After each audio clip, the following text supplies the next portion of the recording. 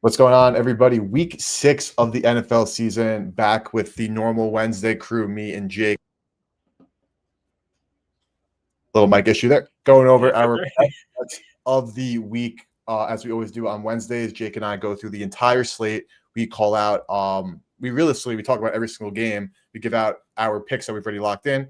We give out, some gun to heads and also a touchdown for every single bet on the board, which every single game, I should say. Jake, you cooked on the touchdowns last week. How was your week 5? And what are your initial thoughts on the week 6 slate?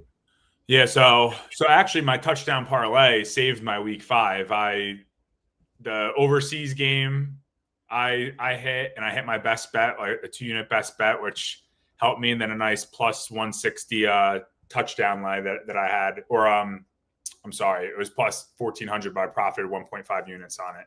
But I think that was actually 2 weeks ago, Eric. I missed the show last week because I had a family function to go to. But yeah, 2 weeks ago, we released a touchdown for every single play or for every single game. I said the same thing you said. And I went 6-5 on those touchdowns and profited like around 4 units.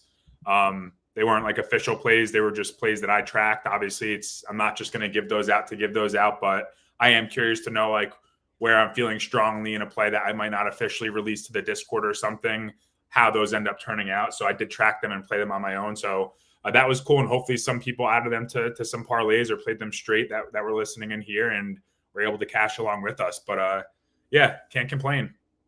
Absolutely not. It was a good overall. It was a negative week for me, unfortunately, but we did hit some of the big bangers, especially on Sunday. What honestly ended up killing me was just the QJ and the Chargers. Like that was just like a pretty big swing. I had Quentin Johnston overs and Chargers ATS. Did not get to the window here, but it's a new week. It's been a great season so far. We've hit a bunch of like really good long shots, as well as been pretty nice on our straight props and our game line. So as always on Wednesday, this is the time where Jake and I go through every single game, give out our bets that we've taken so far, a touchdown for every game, as well as our leans on everything. Again, just to give you guys some context on where our heads are for the game. So let's dive right into it with a Thursday night matchup in the NFC East. We have the Giants hosting the Eagles. The Giants coming off an L in New Orleans. Obviously, if you're a Giant fan, never nice to see, but game where they did definitely move the ball pretty well. Turnovers were kind of the story of that game. They gave the ball away a few times, which ended up like kind of dooming them from that situation there where they were, let that fumble return touchdown. Jackson Dart fumbled, another Scatterboo fumble. There were just some issues there. And you have the Birds who lost to the Broncos, which I talked about a bit on Monday, just contextually, where I don't think the Birds losing is like that big a deal. Like they lost to a good, well-coached team. They didn't play well. The Sean Payton Broncos had a great game plan for them, and I don't think there's any shame in losing a game to a good team. Yes, it was a bit ugly how they lost. They blew a lead. You never want to do that. But all in all, I'm personally not really downgrading the Birds. And it doesn't seem like the market is either, as Philly's laying 7.5 on the road on Thursday.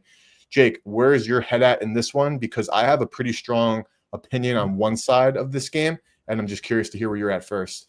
Yeah, I actually have a play that I already locked in for this game too. When it comes to Philly, I don't know how effective their pass game is going to be here. They've been decent throwing the ball, but the Giants' pass defense is like the highlight of their team right now. It's actually been pretty good. They're top 10. Now, Philly might be able to run the ball, and I say that with like an asterisk just because they haven't been. They've been struggling to run. We all know that Saquon had a crazy year last year, and now he's really on the struggle bus getting it started this year. But the Giants are not going to stop the run. They haven't been all season, so I don't know if they're going to be able to do so here. And it could be a great spot for Saquon to get going in a primetime game versus a divisional opponent. And his total is set at 85.5 for a reason here. Like, obviously, Vegas thinks that he's going to get his and they're going to be feeding him. Now, that's not my play by any means. The Giants, I don't think they're going to be able to throw the ball at all. Dart has not been good in the air through his first 2 starts. Now, they are his first 2 starts, but we talked about this 2 weeks ago when he was getting thrown into the fire. He got that win against the Chargers. Like, kudos to him. But it's not like he lit up the scoreboard. I mean, it was a gritty win, and that's how you have to win some of these games in the NFL. But really hasn't been that great. 111 yards versus the Chargers in that game, and only 200 versus New Orleans. Now, 200 isn't terrible, but they had to throw the ball that entire second half because they were getting smoked. So really not that great. Philly has a top 5 pass defense. So I don't see Jackson Dart having much success at all through the air. They might be able to run the ball a little bit. They haven't been too efficient, but the weakness of this Philly defense is allowing is against the run. They're allowing about 4.7 yards per carry. And the strength of schedule is very lopsided here. Philly does have the second hardest strength of schedule through these first 5 weeks, and the Giants are 20th. So Giants haven't been too impressive versus an easier schedule. Now, we just mentioned Philly's coming off that loss, but they've been playing some good teams. So they should have no problems here with the Giants. And it is a very low-scoring total, which I do kind of agree with. I think it's set at 40.5 right now. With all that being said, I actually locked in Saquon Barkley to have 19 rushing attempts. I got that at even money. It was on Caesars about an hour and a half ago. And so far, in his first game, he had 18 carries. Second game, 22. Third game, 18. Fourth game, 19. Last game, 6. So didn't get fed the rock much last game. We all kind of know why, but they have a huge running edge. They should be winning this game, in my opinion. I mean, they could blow the Giants out. I just don't like that 7.5. I hate that freaking hook, man. Who knows what's going to happen, especially with the way the Giants have been playing. And they are kind of a gritty team. Like, if they had neighbors, it would be a different story, but they don't. And this is a great spot to get your guy going. Give Saquon the rock. They're going to be winning. They're going to be feeding him against a bad run defense. So I really like them to give him the ball at least 20 plus times. I mean, I'm just going to take over 18.5. But a touchdown score I do like here, strictly because of the price, is Scatterboo at plus 160. So Barkley's obviously juiced to the gills. I mean, if you want to throw him in like a same game parlay or something, I could see myself doing that. I do think he gets into the end zone, but I'm not former playing team narrative street. What's that? You can never ignore the former team narrative street there with Saquon. Yeah, of course. I mean, I completely left that out, but I just feel like it's so in the past. Like, he got his last year by almost breaking the record, winning the Super Bowl. Like, I don't even think he thinks twice about being a Giant anymore. I think he's just like, thank God I'm out of there. But yeah, Scatterboo at plus 160 on FanDuel to score. It's a great look too. I mean, this dude's usage, and I don't know if Tracy's playing or not. I think he's still questionable. I just saw like about 30 minutes before we hopped on. Tracy he is or isn't? He is, yes. Okay.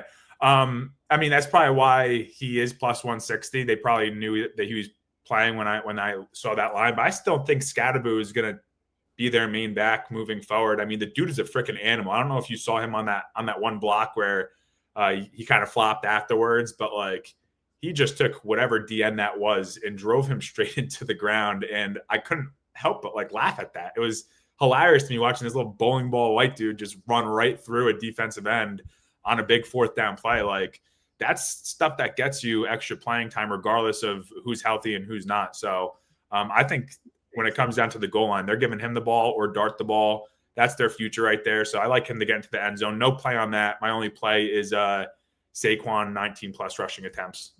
Saquon 19 plus rushing attempts. Over at Novig, actually the best odds are plus 115 for over 18.5, and there's $866 in liquidity there. So over at Novig, if you guys are not utilizing, definitely get started. Use promo code BetSmart as well to get started. But plus 115, definitely a good amount of liquidity there for you guys to hop in if you want. But I very much agree with your overall like handicap on the game, and where like obviously like you're playing the prop market, but like your overall analysis of the game, I do agree with. And because of everything you said, I think that does lead to the under. We saw it open at, I think it was 41.5. We could take a look at some of the numbers here on Outlier with the opening odds and how things have moved over the course of this last week or so. Was as high as 42.5, which, makes sense. And we have seen it get bet down to where we are seeing it sit at this 40.5 number. And I think it could still be too low. This minus 104 over here at Novig. Let's see how much liquidity is there at Novig. So maybe we just lock it in on stream right this second here. If not, we'll go to a different book if there isn't enough liquidity. But all in all, like I think you kind of hit the nail on the head there, Jake. I think that Saquon is going to be able to actually find his footing. He has not been able to run the ball whatsoever. We see like a minus 106 is the best price. 102 off. That's over, excuse me.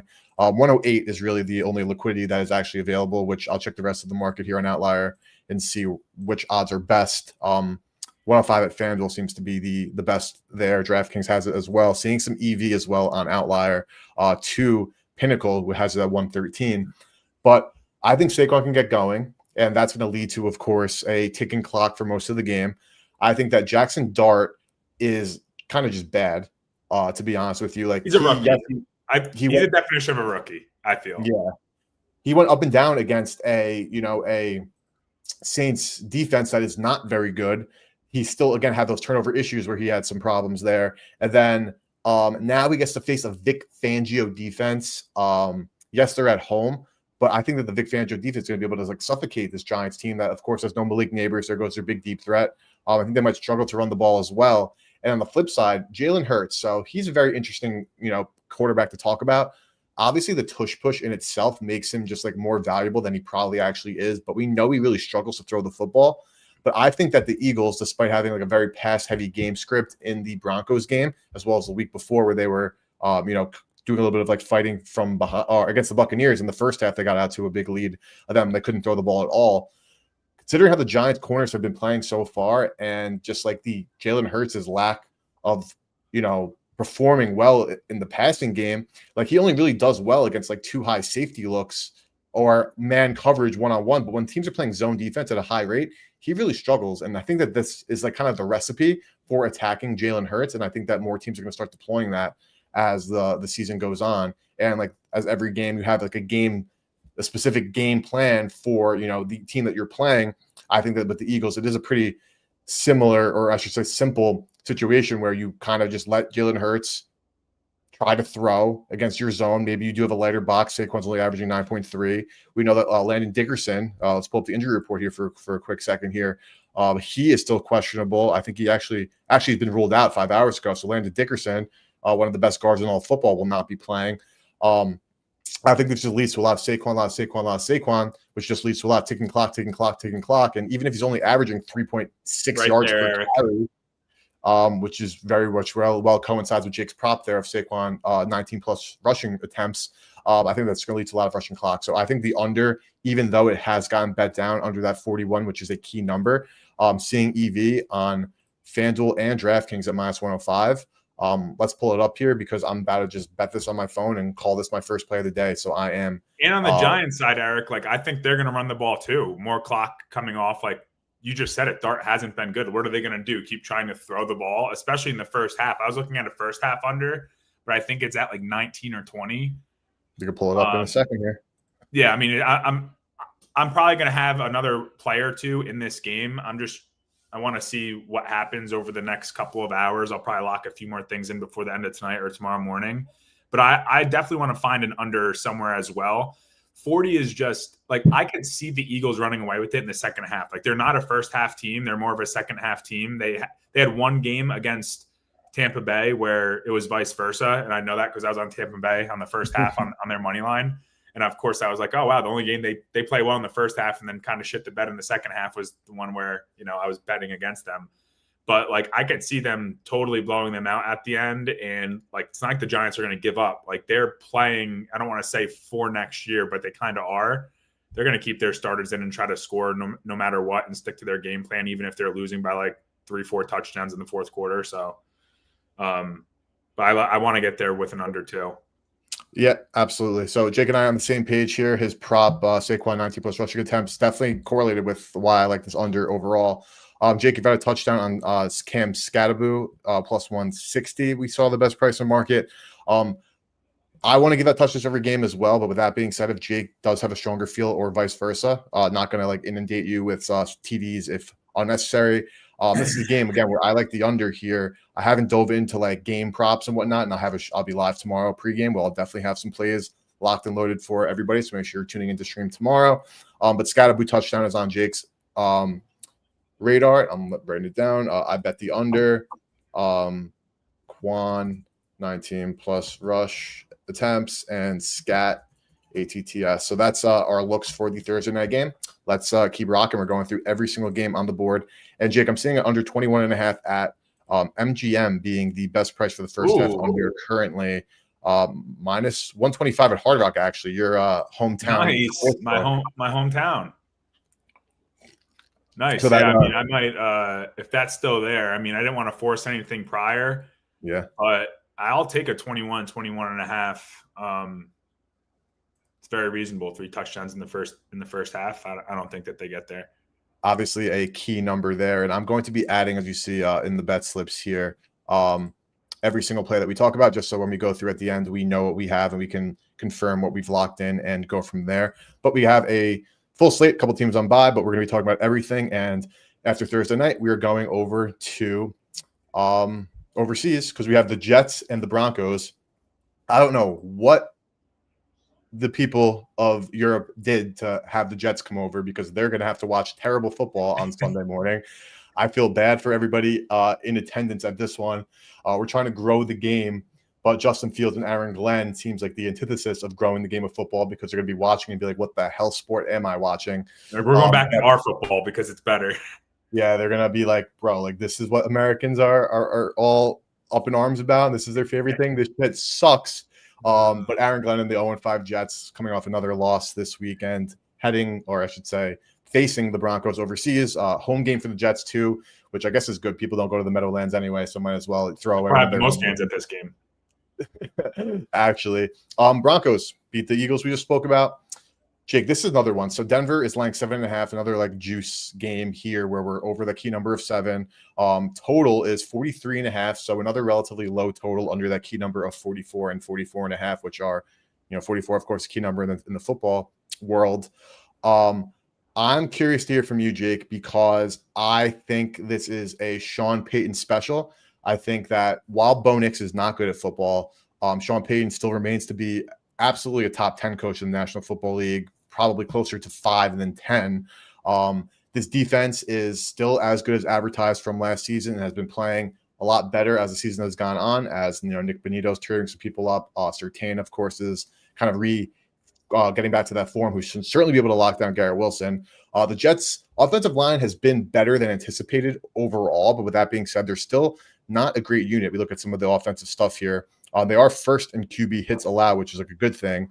Fourth in hurries, but the problem with Justin Fields has been his problem his entire career is, 1, he's a quarterback that can't throw, and 2, he holds onto the ball way too long. So I'm definitely eyes on the under in England to start. I have not bet it, but I think like I'm honestly like really going to look through the market here as you start talking. I'll show the outlier interface as you guys go. But Jake, what are your thoughts here? Because I think it's like Denver, like kind of no hesitation. I kind of really like them even to like maybe blow out the Jets. I could see like a slog fest here. Yeah, I mean, I'm definitely nowhere near the Jets, but again, like I don't like that 7.5. I do think some books have it at 7 now. I think DraftKings and Bet365 are showing 7s, but still, I mean, the side isn't what would be looking at regardless. Now, Denver throwing the ball, like Bo Nix sucked week 1 through 3, but now he had 2 good games since. That was versus Cincinnati. So, I mean, they're one of the worst pass defenses in the league. Don't know how to take that. But then Philly was the other one. We just talked about how good their pass defense is. And then you have the New York Jets, one of the worst pass defenses in the league. So they might be able to pass. It depends on what Bo Nix is going to show up here, but they definitely should be able to run the ball. They've had success on the ground all season, and the Jets just like they can't stop the run for their life. I mean, they really can't stop anything. That defense is just underperforming to a T right now based on what I had thought they were going to be before the season started. And on the Jets side, they actually might be able to pass. They're not a terrible pass offense. They just shoot themselves in the foot all the time. You mentioned Fields likes to hold on to the ball for too long. I really thought the whole him and Garrett Wilson chemistry was going to be back in action from college, but he's had some good games, has had some bad games, Garrett Wilson. But I also think the Jets might be able to run the ball here. One of low-key the best rushing teams in the league. Breece Hall has been able to get it going. Now, a lot of those have been he's had some more explosive plays this season rather than just 5-6 yard carries here and there. But the Broncos are still a good run defense, more middle of the pack, though. So a slight edge in the run game goes to the Jets here. If I don't have any play on this right now. I was leaning towards Denver's team total over, but it's at 26.5, kind of too high for my liking. Definitely. And I don't know about you. What's that? Definitely too high for my liking. Like, yeah, again, it's just like it's just this terrible Jets defense, and then you have like somewhat of a Denver offense that's heating up and has been playing well. Now, it's just a lean. Like, I don't have any other play I really like here. But what's confusing to me is these team totals. Right now, Denver's at 26.5. The Jets are at 17.5. So there's a 9-point difference there. But the spread is 7.5. So like, are they trying to tell us that Denver's the play on the spread because they're projected to score about 9 more points than the Jets? You know what I'm saying? Now, it's just, that was confusing me. You don't often see stuff like that. Usually it lines up pretty accurately or one way or the other, but there's juice involved. So that took me for a loop. The touchdown I like here, though, is Bo Nix at plus 300 at Bet365. Nothing that I'm playing, but I think that's a great price for against a Jets defense that can't stop the run. I think that he's still a good red zone threat, Bo Nix, on the ground. And at plus 300, it's hard to look at that and not want to sprinkle a little something. But like I said, no plays in this game as of right now. I'm sure I'll come to something by Sunday morning. So I'm going to push back on something you said because, like, it's Justin Fields special. Like, I know you mentioned their passing game doesn't seem as bad, but when you're putting up, like, I saw it was like a tweet. I think it was from like an underdog. Like, it was from like a fantasy perspective, but like 39% of like Justin Fields like fantasy points have come in like fourth quarters this year. So like, yeah, their passing numbers don't look bad because you have garbage time. Because Justin Fields is when they're already down 17 points, when the defense doesn't give a shit, and then he has to throw the football. That's when he's putting up his numbers. So to me, like, I just disagree like entirely in that regard. I think that they're broken. Justin Fields has never been a good. It's not like, again, like similar to like maybe like, I guess Bo Nix isn't a good example either, but like certain quarterbacks, like, okay, maybe they've like done some good things in their career and then they're off to like a slow start. So you're like, okay, like maybe we're kind of anticipating some positive regression where, you know, you can give them like the benefit of the doubt, 1 or 2 bad starts. It is what it is, like, you know, tough matchup, etc. They'll be fine. Justin Fields has been horrible forever. So his numbers QBR is a 98.7 though. That I also like to take that into consideration. But you're right. A lot of it's coming in garbage time. A lot of it is coming from them losing and having to throw the ball. No argument there. But like, I'm just saying they haven't been as terrible as an 0-5 team would be advertised as. That's again where I disagree. I think they're like the biggest embarrassment. Their turnovers. I'm fine with it. I hate the Jets, but yeah, that's just where I came to. Yankees just tied it up. I know it's a football stream, but come on now. No, come on. The Bronx is too. I can hear him from Florida. All right, go ahead. Sorry to sidetrack. No, all good. I got it. We're all good. So like the thing about like Fields, like by the way, is like I definitely you know, like the Jets running offense is good, and that also does play into more of like my under if they actually just continue to run the football, and that's, you know, their MO, which is entirely understandable. But looking at some stuff for Justin Fields, like his like adjusted like EPA numbers and success rate numbers are higher because of his ability to run the ball, but his stats accumulating in the second half. And again, like this is a game where like Garrett Wilson, like he's actually, to me, has been like pretty great considering the entire situation. But when you have Surtain on the other side, you have no Lazard, not like he's done anything this year, but he didn't travel to London. He's not playing in this game. The overall situation, I'm trying to find some numbers here on the fly as well, because I want to look at some DVOA stuff, because that does kind of take into consideration some situations. But actually, if I exclude fourth quarter here, let me see where these numbers get me, because I'm looking at rbsdm.com. It's a really great site for EPA numbers, success rate, etc. And Justin Fields, without the fourth quarter, is still the 23rd best quarterback. His success rate is, again, not as bad as I'd think, but those numbers do again come with the rushing, which definitely like inflates them overall. I just can't find a situation where I think that like Justin Fields is good at football. And also another thing I want to mention is like the travel fatigue. Like how much does that price in? Like we saw the Vikings Browns end up being a little bit better, though we know the Vikings were stayed overseas there. And we'll talk about the Browns and their travel, because that's I think a big point when we get to that game. Again, for me, like touchdowns for this game, and this is going to be like a little bit of a cop out here. When it comes to the Broncos, like I absolutely hate betting Broncos touchdowns outside of like, I guess this year, J.K. Dobbins is going to give you like the best overall opportunity because he is like their workhorse, but like a -130, I'm not interested in.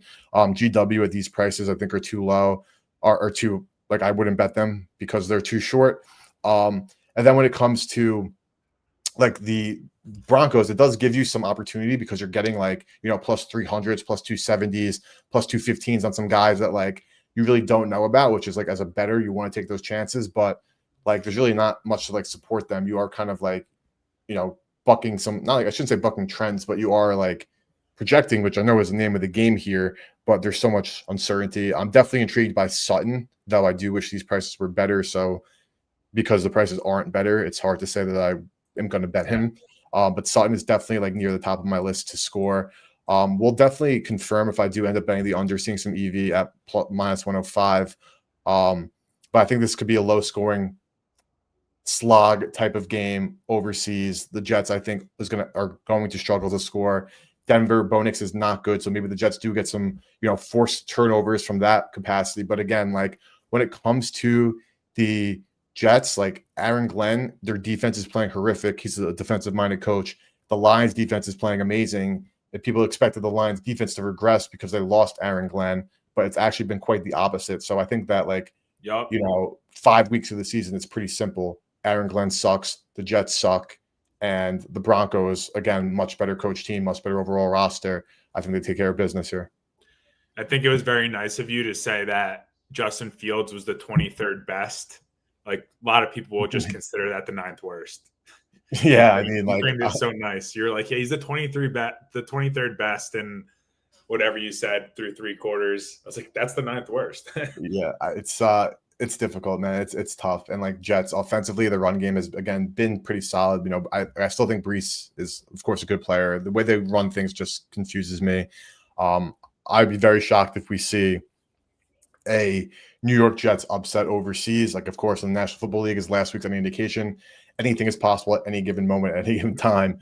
But I don't think that this would be one where the Jets are a live barking dog. I think quite the contrary. I don't care how good of a motivator and players coach Aaron Glenn is. He's a defensive coach, and their defense stinks. They can't tackle, and they lose football games. I don't think there's much to say to the contrary there. I don't know if you saw my tweet, Eric. Remember when they thought it was Salah that was the problem there? Yeah, I mean, listen. Go ahead. No, tell me what you're going to say, because I actually didn't. No, I was just going to say I remember when that happened. I felt so bad for the guy because at least they had a little more. Like, they were actually somewhat of a decent team, just losing shitty games on shitty terms. Like, this Jets team is just losing straight from the get-go, other than like that week 1 versus the Steelers. That was like their only decent game, but like they're not even coming close. They suck. And poor guy got fired, and everyone was like, oh, get rid of Salah. Like, I thought the guy was a good coach, got the bad end of the stick, and like here they are, even worse since he left. I don't think – what did they win, 2 games since he's left? It's an organizational thing, brother. When your organization stinks, you might have your one outlier year where you make the playoffs, but you're never winning a Super Bowl, and you're never going to get out of that as long as your ownership stinks, your front office stinks. And that's unfortunately the case with the New York Football Jets. And in that case, I think we move on to another team that both suffer from similar issues here.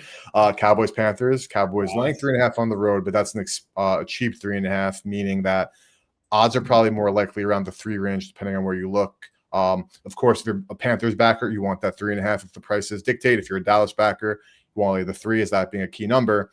This was actually a 2.5 number, got up to 3.5. But something that I'm curious by here is the total that's at 49.5, which for a Panthers offense that's inept, that seems so high. But we know that there's already been a game this season against the Patriots where the Patriots got to the total, the over themselves. And the Dallas Cowboys offense, as good as they are, we know they can't stop anybody. We got a Rico Dowdle revenge game here against the Cowboys, assuming Chuba Hubbard does not play. I don't know the latest on the Hubbard stuff, but worth noting after, Rico ran for 200 plus yards, which is tip your fucking cap. That's epic. Yeah, I watched every second of that. Thank you very much. As the Dolphins, of course, lost coming off that L there, and the Cowboys. Of course, another. What did they do there? Who did the Cowboys play? Why am I blanking? This line must have just moved. The Cowboys played. Oh no, they didn't play. That was the week before they played the Packers. Why am I blanking? I had the over that game. It was Denver. Oh, for the Jets. For the Jets. The Jets, yeah. That was my best bet. That was my 2-unit play, was the over of that game. And the Jets were doing everything they could to not hit it. And I was like, are you kidding? They're turning the ball over in the red zone. I'm like, oh my gosh, this is unreal. And then it hit with flying colors because their defense is so bad. And then fourth quarter Fields also helps you out there. But at that point, I was just for alternate overs because they were just cooking. Yeah, it was already over. It was already over at that point. Absolutely. But Jake, okay, Panthers coming off a win against Miami. Cowboys coming off a win against the Jets. 3.5. We see this was 2.5 at 5:39. So not too long ago, we saw some movement in favor of Dallas. Again, high total. Where's your head at here? I am a little bit shocked that this number is so short because I still think that Bryce Young is horrific. However, this Cowboys defense is really bottom of the barrel. Yeah, I mean, really no arguments there. I would lean Dallas at the -3. When I was looking earlier, it was primarily -3.5. So clearly Carolina has been taking money or something, because now I'm seeing 3 again as well. But, I mean, Dallas, they have a pretty good passing offense. That's one thing that we can say. Dak has been playing very well, but the Carolina has a decent pass defense. Now, with that being said, take it with a grain of salt. They have the 26th easiest strength of schedule, so it's not like they've been seeing many people that pass defense. But I also think Dallas has a huge edge on the run here. They've been very good on the ground all season, and Carolina hasn't been nearly as good at defending the run as they have defending the pass. They're allowing about 4.5 yards per carry. And on the Carolina side, they might be able to throw the ball. They showed signs of being decent, but they also shoot themselves in the foot, just like the Jets. So they're a team that beats themselves. They're young, so it makes sense. They're making young, stupid mistakes. But, I mean, the Dallas pass defense is atrocious. Like, how do you even weigh that? Is Carolina has the talent to expose them, but are they going to actually do it? Or are they going to make mistakes? Who knows? And they might even have a little run game. Now, you just mentioned Dowdle had like 240 rushing yards versus Miami. So I think that's skewing their numbers a little bit. Prior to that, they were just averaging around 100 yards per game. So minus this like career day, maybe season, like maybe that might be the best rushing performance we see this entire season. Like we might not see another 240-yard rushing game by anyone, but the Dallas defense isn't great versus the run either. Like they're not terrible. I would give them the slight edge, but like it's really a coin flip. One thing that I can agree on is I think both offenses will pull it together. Both defenses will not. I think there is going to be points here. The over's at 49.5 for a reason. So I lean Dallas -3, and I do lean the over at 49.5, but it's a little too high for my liking right now. Like if I can get a 48.5 and get greedy and maybe get a 48 somewhere, that's more what I would be looking for. But nothing as of now. But it would only be Dallas or the over for me.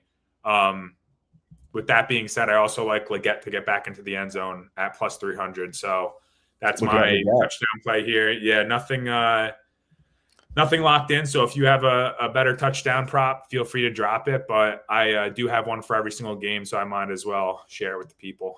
Absolutely. Going with Xavier Leggett. I'm going to switch on over screens here, looking at the odds. 300 at Hard Rock, 260 MGM. Hard Rock, by far best of market there. So definitely worth taking a look at. Scored last week and looking at some red zone target numbers here. Renfro, the savvy veteran there, number one, Jatavion Sanders, who their tight end scored a couple, and Ted McMillan yet to score, has 5, but Leggett also with 5. We also know in the red zone we have Bryce Young does have a couple carries for some touchdowns, only 3, but I think he has 2 rushing touchdowns. Dowdle's come on, taken over there, and Chuba, a little bit of banged upness there, and the Panthers have some struggles getting to the red zone in the first place. But I am all over the rookie here. I think finally we see a Ted McMillan touchdown. He is so damn good. Like he's really so good. He's a really great player. He's a really great young player. The way that they trust him on big scenarios, 3rd downs, 4th downs, they're drawing up plays for him all over the field. And I think this is like quite literally the perfect matchup. From an odds perspective, though, this 140 isn't like. And he makes the plays, though. That's another thing. That's another thing. Like a lot of rookies will get their plays drawn up, and they won't execute, like this dude doesn't mess up. No, he's a stud. Yards after the catch as well. He's a guy who can make something happen, not like just a pure possession receiver, like only a deep ball guy. Like he can get the ball and continue to run here. And I see some Dallas touchdowns against. They've average of 2 a game, which is 31st in the National Football League. Total of 3.6 per game, which is 30th in the National Football League. They can't stop a nosebleed, as we know. And this is definitely live in like garbage time. And I think it's very fair to say, from like a pure skill position standpoint, considering like the Panthers offense is on the field and when the Cowboys defense is on the field, like I think it's fair to say at this point that Teterow is the best player on the field there. And again, the odds like are clearly reflecting this. So I'm not going on a limb here. Like plus 140 is like, I'm gonna call it annoying for lack of a better word, because like I still would expect it to be like a bit better. But no, I think this is like a stars aligned, like perfect situation for the rookie to get in. So I love McMillan to finally get into the end zone in his young NFL career, which also has to, have Bryce Young look good. And Dallas, their overall, like their pass rush isn't like completely abysmal, though. They're tied 19, only 2 sacks on the year. Pretty solid with QB hits and QB hurries. We know Bryce Young can't see behind that line of scrimmage, being the small little quarterback that he is. But I don't know. Directionally, it's Dallas. I kind of think this total might be a tick too high, but it's also like, honestly, like who the hell is Dallas stopping? And the answer is, would you ever take the under? It's like, no, it's just, again, it's like somewhere where I'll pass. I'll maybe bet some TET. I think this could be a good game to SGP, and I will definitely be putting on some stuff on my streams on Friday and Sunday. I'm sure I'll have a much better feel for like some props as markets continue to come in. I'm going to scunt ahead under, not going to play it, but I do agree it's like kind of like a Dallas or bust spot. So Jake, let's keep ripping and talk about some games we have some stronger opinions on, but of course we're going through every game. Currently, we have locked in, though, the under on Thursday night, under 40.5. Saquon over 19.5 rushing attempts. We also like Scatterboo anytime touchdown. Over 18.5 rushing attempts. Over 18.5 for Quan. Also, I like Denver in the under, but those aren't, like, again, these are like likes.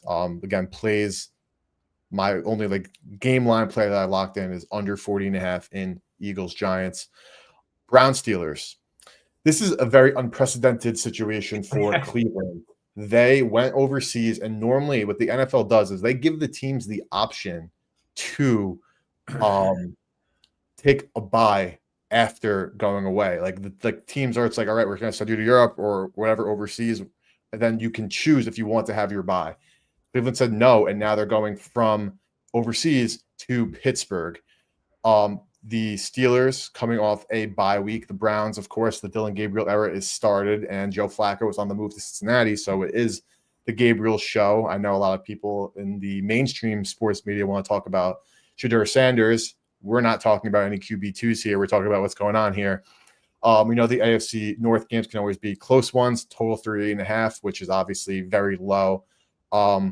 Because we have no data, because teams don't normally not take a bye. They normally do take their bye coming home. I think that this game is difficult to price.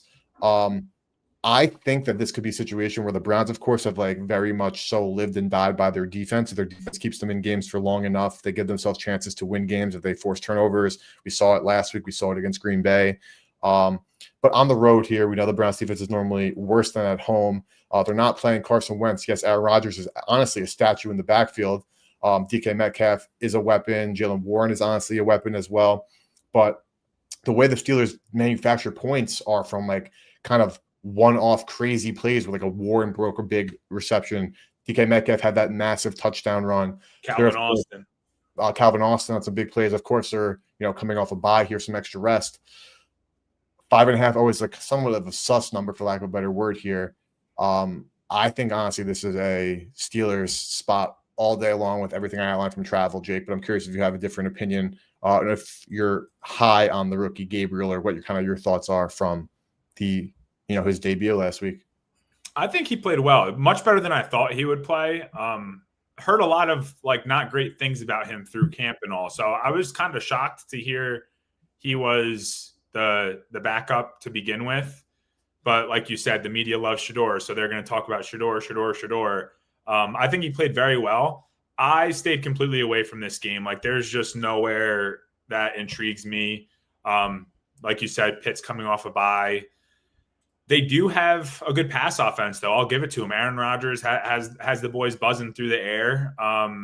And a weakness of this Cleveland defense, we know they have a great run game or a run defense, but they do not have the best pass defense. So my touchdown, I know you mentioned a whole bunch of guys there on the Steelers, but I actually think Jonnu Smith gets into the end zone at plus 425. I got that on Hard Rock Bet.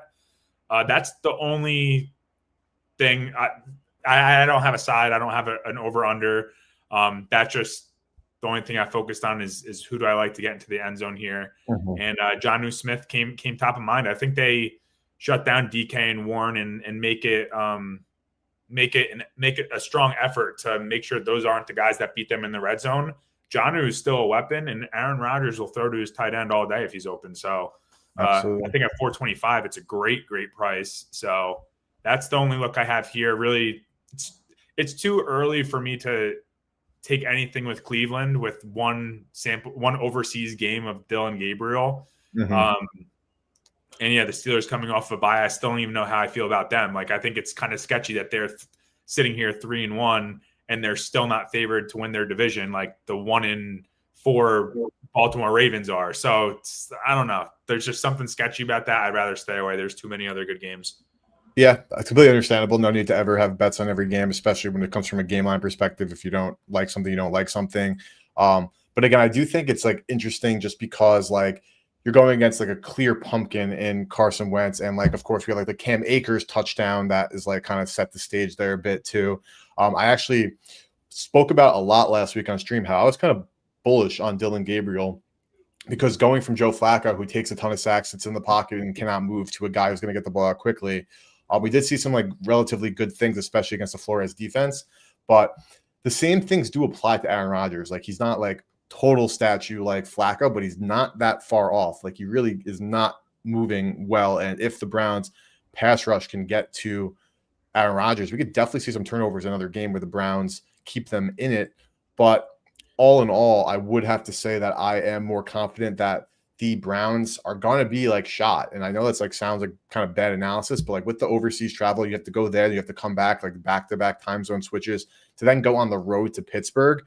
That is, of course, one of the tougher places to play. We know how well Tomlin does off of buys and at home. I think that this could be a situation where they kind of like shot themselves in the foot and they're like destined to not play well. And their team total, which I was looking at before, is 16.5. So obviously with a low total of 38.5, Book's still expecting the Browns defense to continue to show up. But I think that if we see some just like tired legs in the first quarter and the second quarter, this game can get away from Cleveland quickly. And I don't think Cleveland has what it takes with Gabriel, with Shedeur, with anybody who's on their roster to like really make a big time comeback. And I think that the Steelers can, come through and cover this 5.5. I haven't bet it yet, but I'm definitely intrigued. So I'm writing it down as like a lean there. Pitt minus 5.5. It's like a pretty like strong lean. Like, I'll definitely be monitoring the market, and on stream tomorrow and Sunday could have that, and Friday I'll be streaming the next 3 days. I could have a play like locked in. So like definitely stay tuned on that. A couple of times last week I didn't bet it on the Wednesday show, but then by the time I got to Thursday, the numbers were gone. So maybe I am shooting myself in the foot here, but we will see with Pittsburgh. I think it's definitely a Pittsburgh spot. I don't think the Browns are nearly as bad. I've upgraded them significantly, and I do think Gabriel is solid. But overall, like I mentioned, I think this is like one of the worst spots you can ask for from a travel team perspective. So I'm going to lay off there. And Jake also loving the Jonnu TD. So I'm adding to our bet slips over an outlier just so we could see it. We could talk through at the end who not we like. Absolutely loving. I think it's great value, and it's the only place I would go right here. Is the totally nice understand. Prop at plus 425. Totally understand that.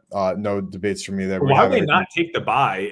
And it's an away, and they're going from traveling overseas to an away game. Like, it's not like they're going to play at home and have like an advantage. No, and I'll actually pull up the tweet here because I saw it from Cleve TA, one of the premier sports analytics guys on X, if you guys aren't following him, and he is actually a Browns fan, hence the name Cleve TA.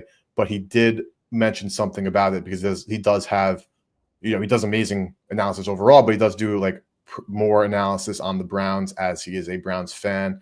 Was a big fan of the like Gabriel move, and like he does have some good numbers here, but I can't find the tweet. I'll actually try to pull it up again as we go back and look, but he has some numbers on Gabriel, and overall, Gabriel definitely played well considering the expectation and the circumstance, and trying to see where that tweet was. Oh, he mentioned it right here. So I'll read it out loud for those who can't see. I'll switch my screen over as well here. But Cleveland at Pittsburgh, week 6, an absolutely brutal spot for the Browns, who will be traveling from Detroit to London, then back to the U.S. and Pittsburgh for a week 6 divisional rivalry game. That's the difficulties to come off a bye week and waiting for a weary Browns team. There is not another example of a team going straight from overseas to a road game that gets another team off their bye. And it also will be the Browns' 3rd straight road game overall. So very interesting nugget from TA. There's no data to back it up, but I think like deductive reasoning does kind of like infer that is a tough ass spot for Cleveland. Like, I don't think that's debatable. How they perform is entirely debatable. That could be, maybe the espresso stronger over there. They brought some back and they, have a crazy situation and they're ready to go. And maybe Gabriel is that guy, but TBD, I think it's like a pretty strong Pittsburgh spot, Jake, but let's keep rocking here because we have a number of games to go. And Saints, Patriots. Patriots beat the Bills as they continue to do. I think there's a lot of like mixture of thoughts on Drake May. I think it's pretty much like Drake May is him. And then there's like hold your horses, which I think is a fair way to go about it. The Saints, I think their offense is actually a lot better than I thought they would be, though Rattler does miss some throws. I think their defense does kind of suck. Of course, an emotional win from the Patriots, who go from Buffalo to New Orleans, so back-to-back road games in tough environments. Nonetheless, market 3.5 currently, though. Some plus money over here at Profit X. FanDuel, the -110, seeing EV both ways. 45.5 total. Where's your head at for Patriots Saints, Jake? Dude, my favorite play that I've locked in is coming from this game. So I'll get there in a second.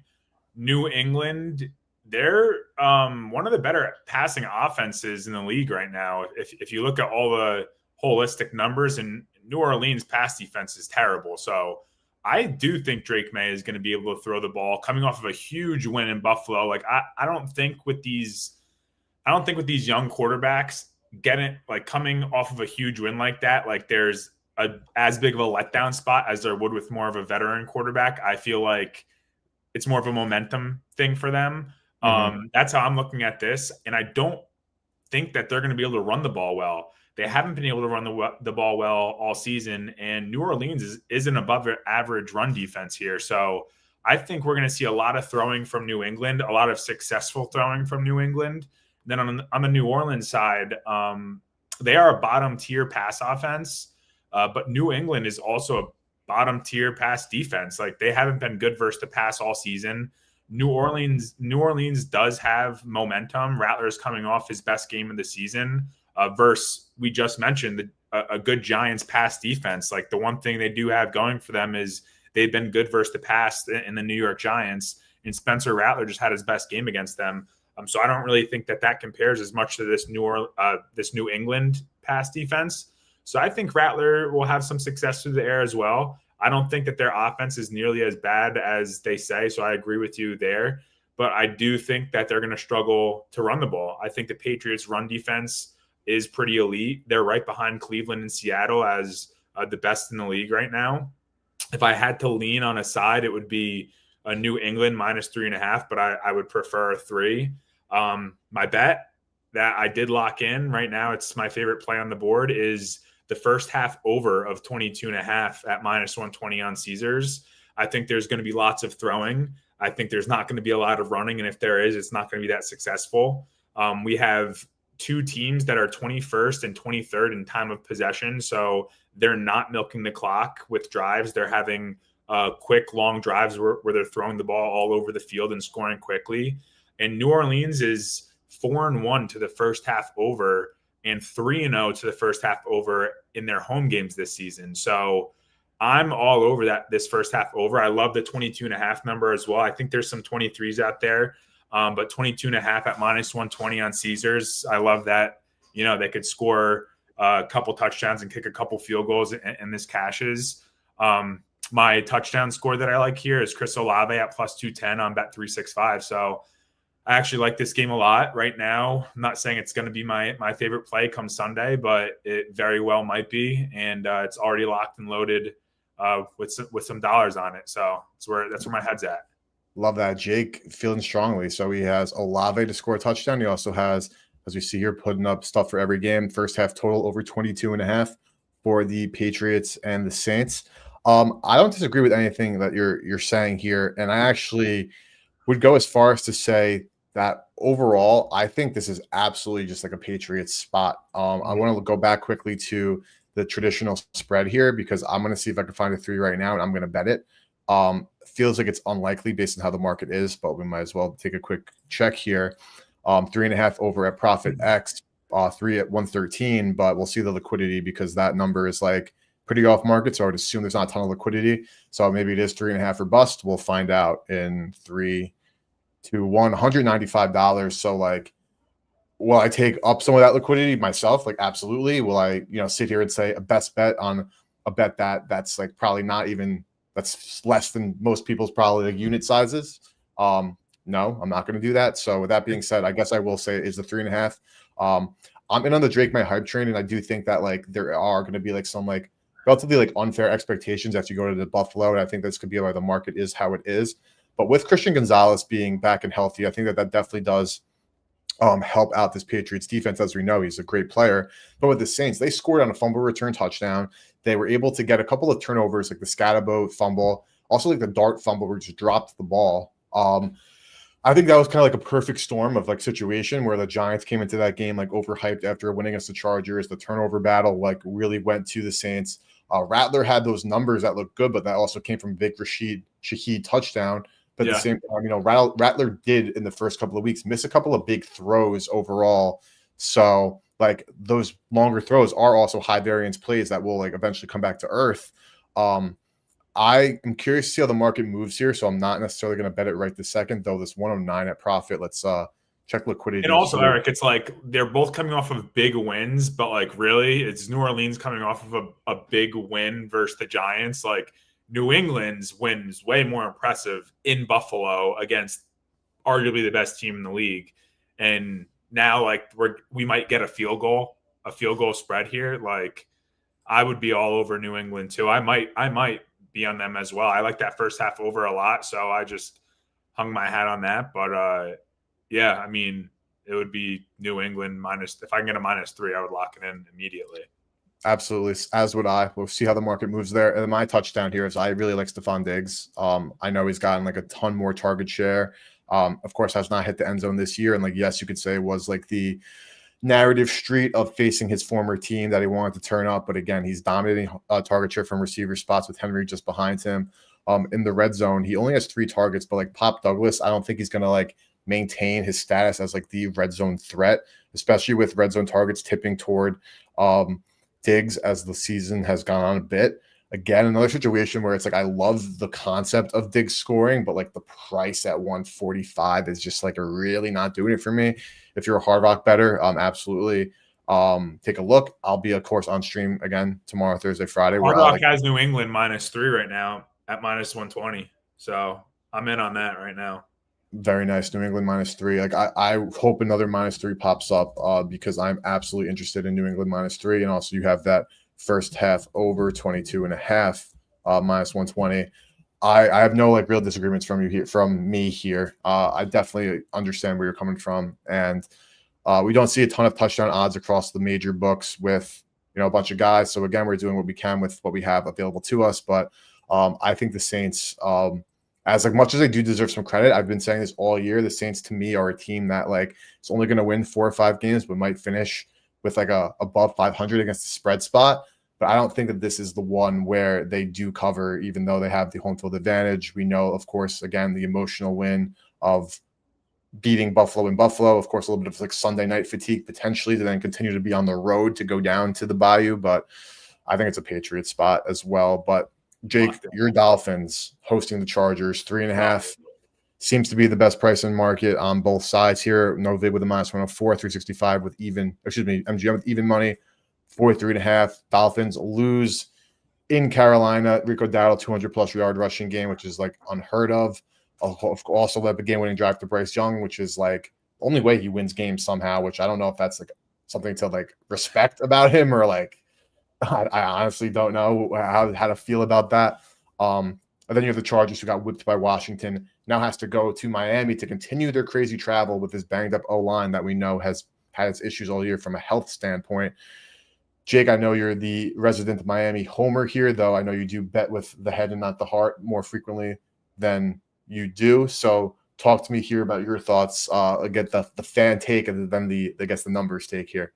Well, the fan take is, I mean, I already sold my tickets for this game and wanted no part of it. But I also have a wedding this weekend, so I wasn't going either way. But yeah, I mean, I wasn't driving down there to watch this regardless. But I mean, the Chargers super high on them through the first couple of weeks. Like, they looked phenomenal. But they've kind of took some steps back lately. Like, I think they're going to be able to throw the ball versus the Dolphins, because anyone could throw the ball versus the Dolphins. Let's be real. But the Chargers haven't been great. Like, if it wasn't the Miami defense, I would be worried if they could throw the ball or not. It's going to be great weather. The Miami defense sucks, so I think they'll have some success there, but they'll really see success on the ground, in my opinion. They've been very good running the ball, and Miami was decent to start the season. But then no Omarion Hampton, though. What's that? We have to consider no Omarion Hampton. Yeah, I know. They have what's his face? Kamani Vidal, Hassan Haskins.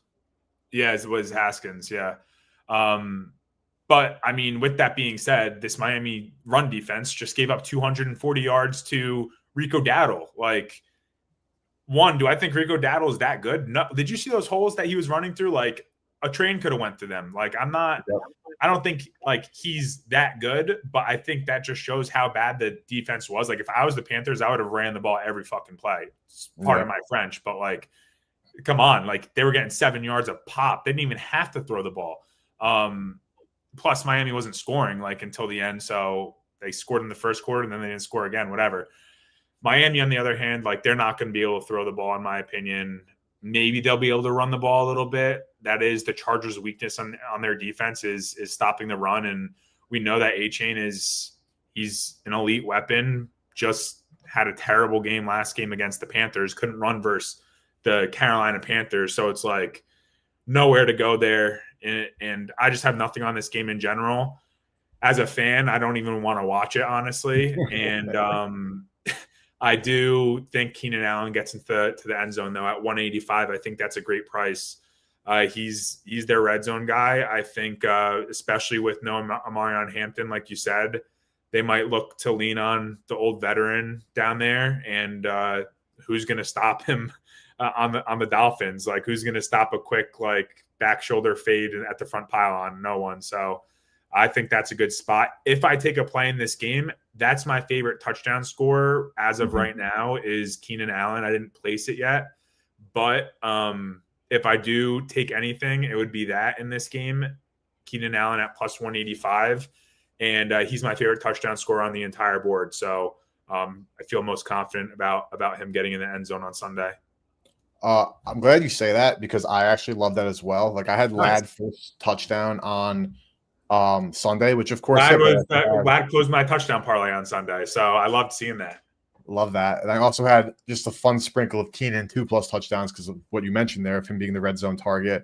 7 targets in the red zone, overall targets, still leading the team in his old age with QJ and Ladd following suit there. And of course, you're now avoiding 22 targets to Omarion Hampton, which Kamani Vidal is more of a receiving back. So I am curious to see how the backfield shapes up with Vidal and Haskins and how they do operate moving forward without Hampton. But I'm going to go, and I actually just bet this while you were speaking. Give me all the Chargers minus 3.5. I laid the 3.5. I don't feel great about laying 3.5 on 2 underdogs, as you see, as 2 road favorites. There are no 3s in market whatsoever, as you can see here. At the 3 is 145, 155. So it really is a true. I don't even think it'll get there, honestly, Eric. I think you're getting a good number. I think it moves to 4.5 by Sunday. I won't be shocked, and that's kind of part of the reason. But I just bet the Chargers on Novig at minus 104. I think that like Washington, like think about what Washington did. Like they were down 10-0, looking like dead in the water. Then they had like a key turnover. They ended up coming back into the game, and of course, winning the game by double digits. They had a 17-point win where Jaden Daniels bled the clock down from 9 minutes to 1 minute, and then does score that walk-off touchdown to Debo, which was fucking awesome.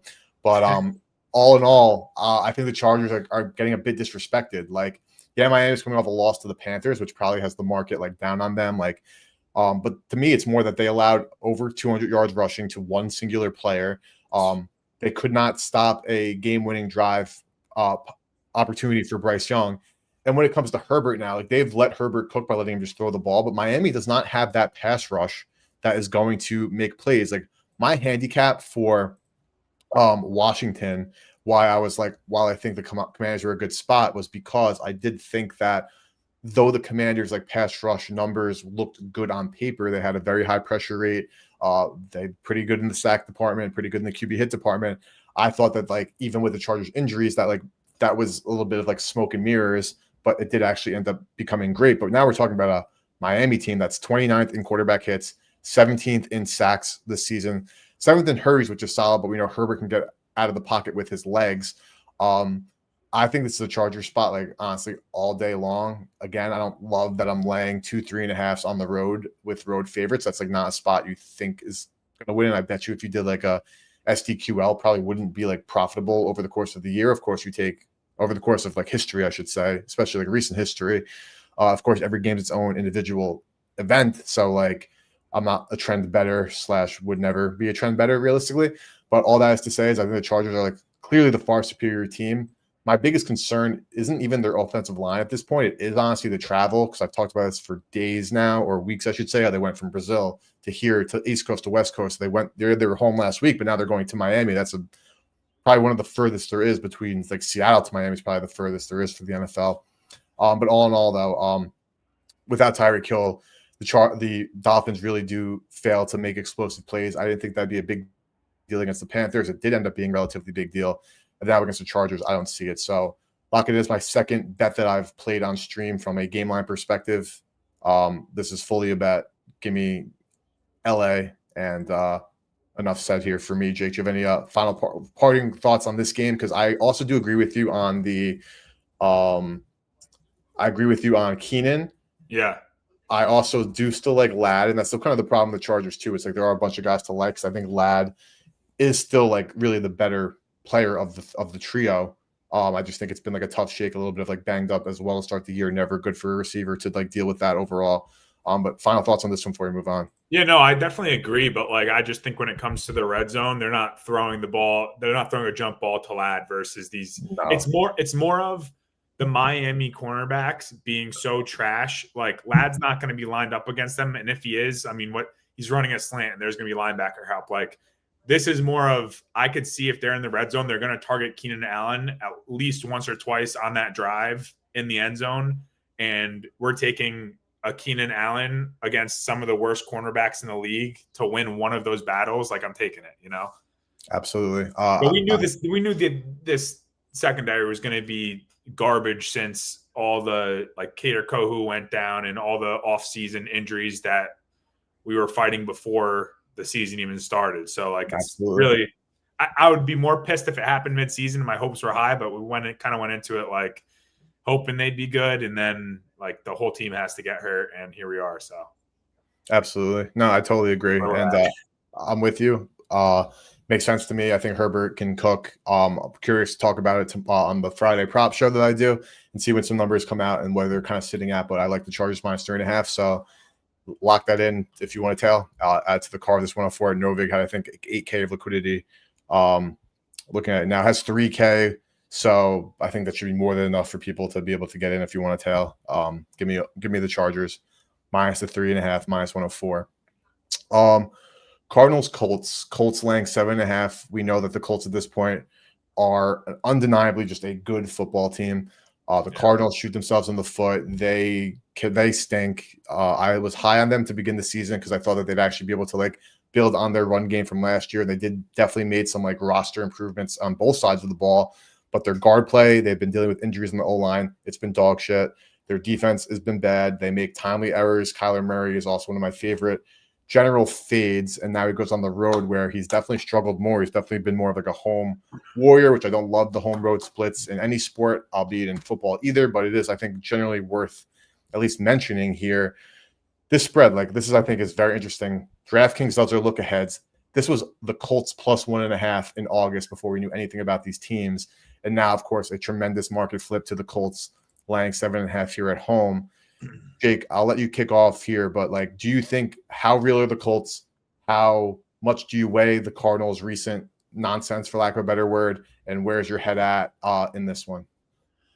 I think the Colts are legit, and I will bite my tongue when it comes to Daniel Jones because I'm from New Jersey. All my friends are Giants fans. They were all about Danny arms and legs and everything, and I was just like, he's a bad quarterback, and he was terrible. He was making terrible turnovers. He was just not a good quarterback. He goes to Indy, and I'm like, how are they he must have had a great camp, or Richardson is absolute garbage for them to be like, all right, Daniel Jones is our guy to start the season. Even the first couple of wins, like, they weren't too impressive to me. Like, yeah, I had to watch him smack the Dolphins week 1, but I was like, all right, who knows how good the Dolphins are going to be, and then continue to beat up on some mediocre to bad teams. But now, I mean, like, I can't throw shade. They beat the Broncos. I thought the Broncos weren't going to be that great, but it turns out they actually are pretty decent. So that turned out to be a good win for them. But in short, I think they are the real deal. Jonathan Taylor's like a prime Jonathan Taylor, so that's always good to see. This defense shows up when they need to. Now, that's the thing. Their defense could even be a little better, and then they're actually a weapon to be reckoned with. But I actually have a play in this game, so I will get into that. On the Arizona side, like, I don't see Kyler Murray being able to throw the ball successfully unless, like, they're down and losing and he needs to throw the ball, which there's a high case scenario of that. But Indy has a top pass defense, and Arizona just doesn't have like the run pass balance to throw that off. They're going to be able to, I think, predict Arizona very well. I don't think Arizona is going to have any success in the air. Like, maybe they'll be able to run. Indy hasn't been great versus the run, but like, can Arizona run the ball? Obviously, Connor got hurt. It looks like they had a good rushing game versus Tennessee, but 1, it's Tennessee, and 2, DeMercado had a 71-yard run. Without that run, they're under 100 yards. And Michael Carter had like 2.8 yards per carry. He had like 18 carries. They tried to feed him. He did absolutely nothing. So, like, the Indy defense isn't great against the run, but we'll take them over this Arizona run offense at the same time.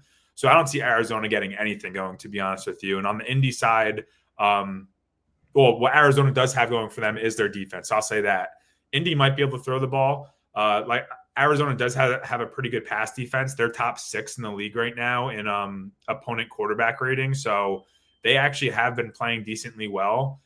And then Jonathan Taylor, he's, I mean, the best running back in the league right now. I think we can comfortably say, no doubt.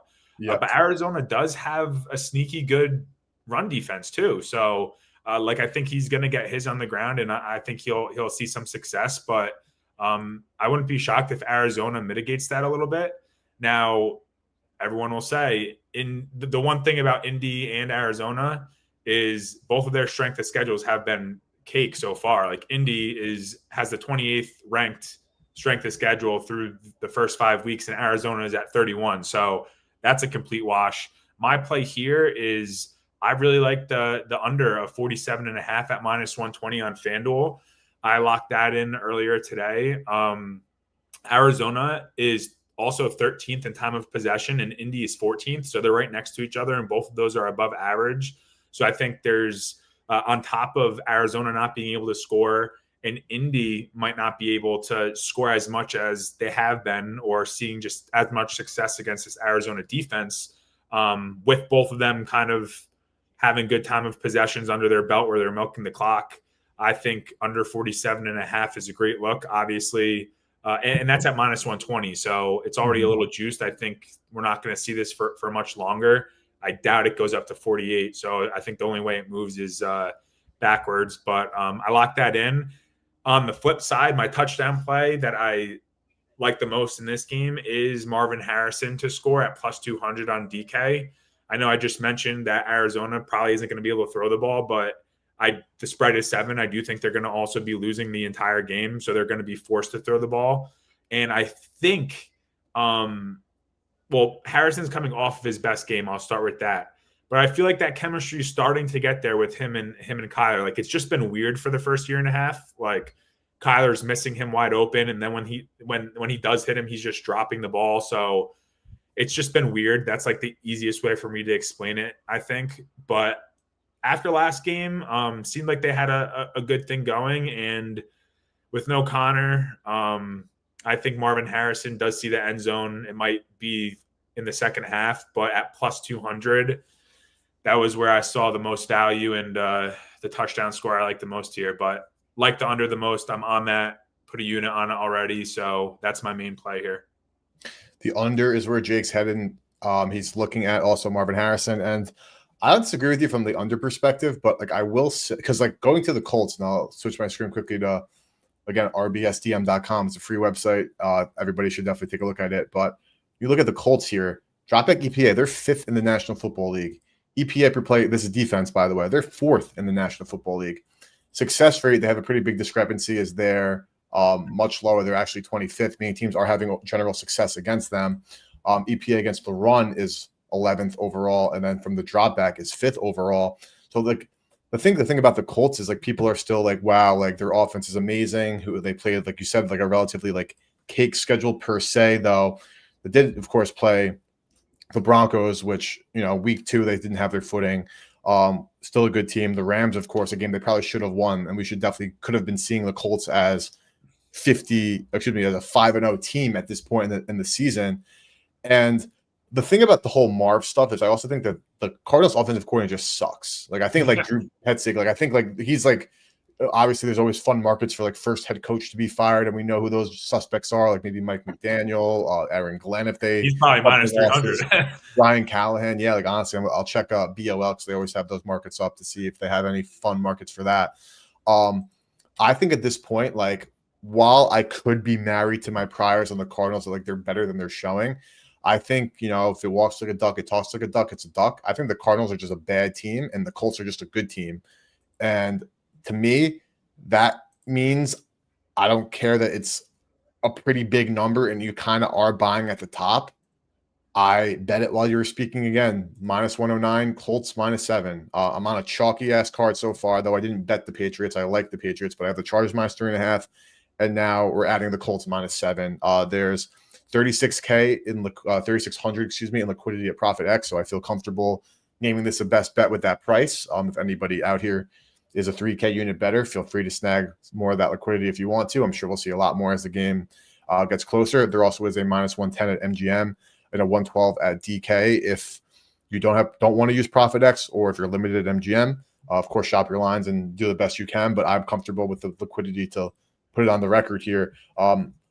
Give me all the Indianapolis -7. I think it's a situation again where, not to like belabor any points, like the Colts at this point are absolutely a top 7 team in football. The Cardinals are probably closer to 22. The Cardinals on the road doesn't give me any confidence. The whole situation with like the coaching staffs in Arizona, I think at this point we could see that it's a poorly coached team with a poorly talented football team that doesn't even know their identity. They want to be a run-first team. They were last year. Then this year, of course, we have Connor getting hurt, some injuries. So, like, don't get me wrong, but they just can't seem to figure it out. Trey Benson, they're both hurt. Like their RB1 and 2 are not there. Yep, their RB1 and 2 are not there. Some of their guards as well, which I think is also like, can't forget the big boys. Yeah. Up front that do some serious things. Like Will Hernandez is questionable. He's been bad all year. Will Johnson, their rookie, is questionable. Christian Jones, OL on the injured reserve as well. Again, Ojulari, a big linebacker for them overall. I think the Colts are, again, like what's real mean? Like, are they real as in they're as good as the Bills and the Chiefs and like can win the AFC? I think that's TBD, but are they like regular season real? I think abso-freaking-lutely at this point. It's like undeniable, especially because of how well their defense is playing. They're not a team that's like an offensive merchant that's like defense is getting all these like kind of crazy turnovers where it's like they're going to regress. No, they're making plays. And again, I talked about this with you, Jake. This will be my last point. I think this is when you were on stream when we were talking about the Tennessee game, where my like, kind of like hypothesis was if the Colts are real, they'll take care of business. They took care of business. Yeah. The Raiders game, we weren't on stream together, but like similar thoughts, like, okay, if they're real, if you're really a good team, you beat the shit out of the bad Raiders team. They did just that again. So I think the Colts at 7 is is fair. And again, at -109, I think with the liquidity at profit, I feel comfortable giving out, especially because the next best line is a -110. So hopefully save yourself a cent and use Profit X. If you're not using Profit X, use promo code BetSmart and get started. But no, I like the Saints and I have them added to excuse me, I like the I like the Colts and I add them to the slip here. You get the Saints on your mind. You're gassing them up earlier a little bit, like, oh, I think I'm fading the Saints, man. Listen, if you're right, I don't mind that at all. I mean, I would lean the -7 as well, but they're going to run the ball with Jonathan Taylor. They're going to milk as much clock as they can and helps my under. So totally. Absolutely. Cool so we have plays in this one. It's like full-blown plays under for 7.5 and Indianapolis -7. So Jake, the goddamn Ravens, man, getting 7.5 now. The Rams land 7.5 here. Of course, we know what happened to Baltimore and the Rams. We know what happened as well. They lose to the shorthanded Niners. The Ravens get smoked by a team that didn't look like they belonged in the NFL from an offensive standpoint, at the very least in the Texans. Market has obviously moved a lot, anticipating 0 Lamar Jackson, of course. We expect him to be out at least this week, maybe one more. Cooper Rush is dog water. I think that's like completely undeniable at this point. The Rams, I think that was just a tough situation in the sense where the Niners came out motivated. The Rams, of course, have terrible HFA, where the Niners fans dominated that, so that wasn't a factor. Shanahan and McVay know each other well. They play each other well.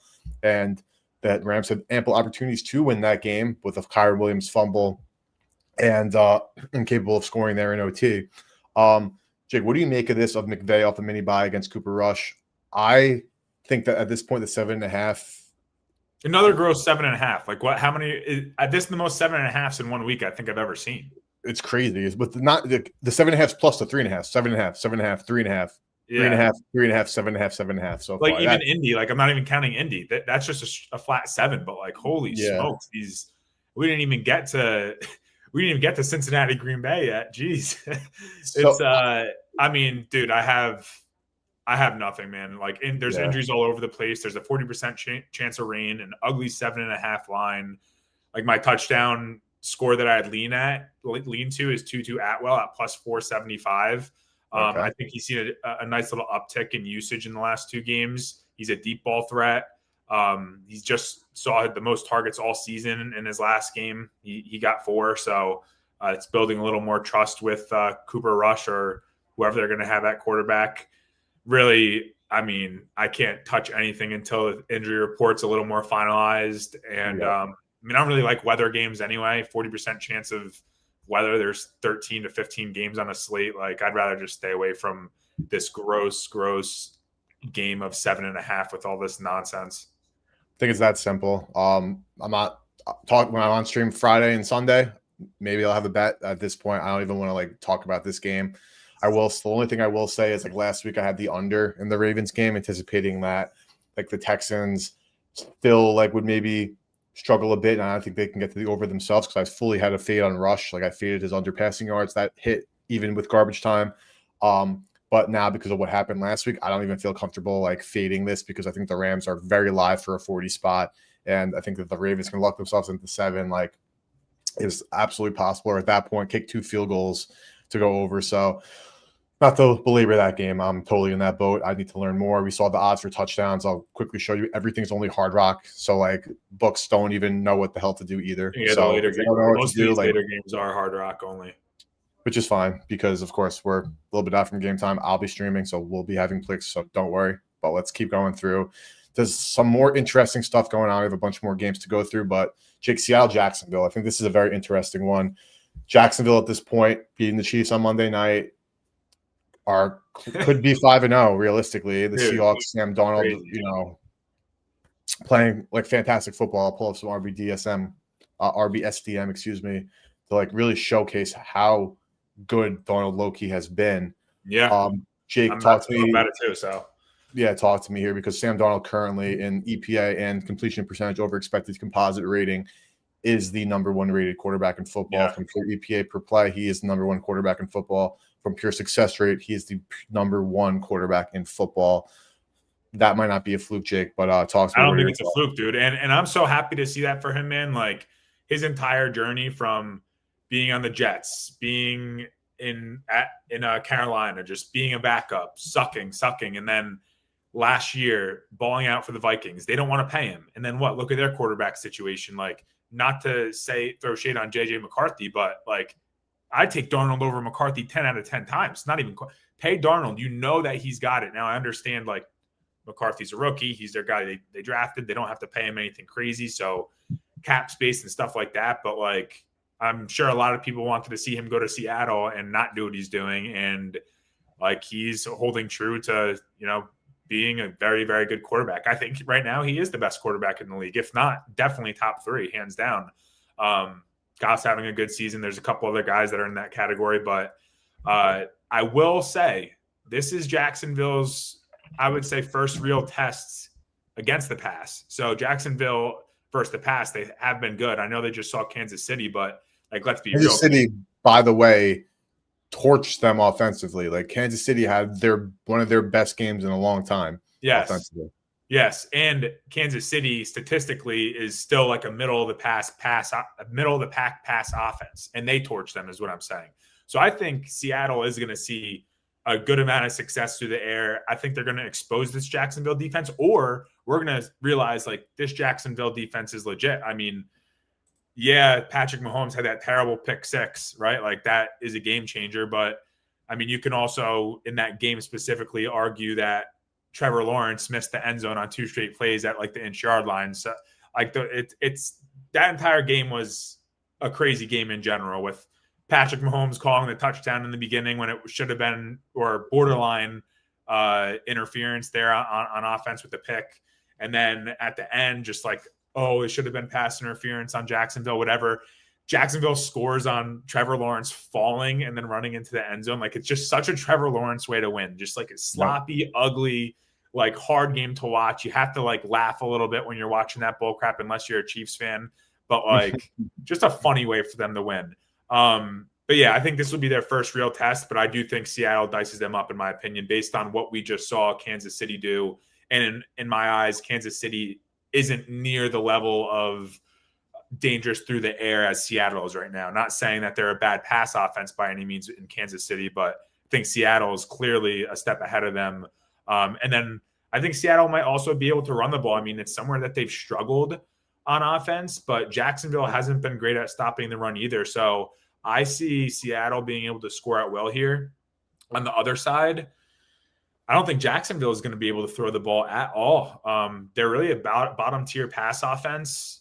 Brian Thomas is off to this slow start. Like, things don't look right there. I mean, I know he had that big play at the end of the game in Kansas City, but it's not enough for me to be like, oh, they're so back.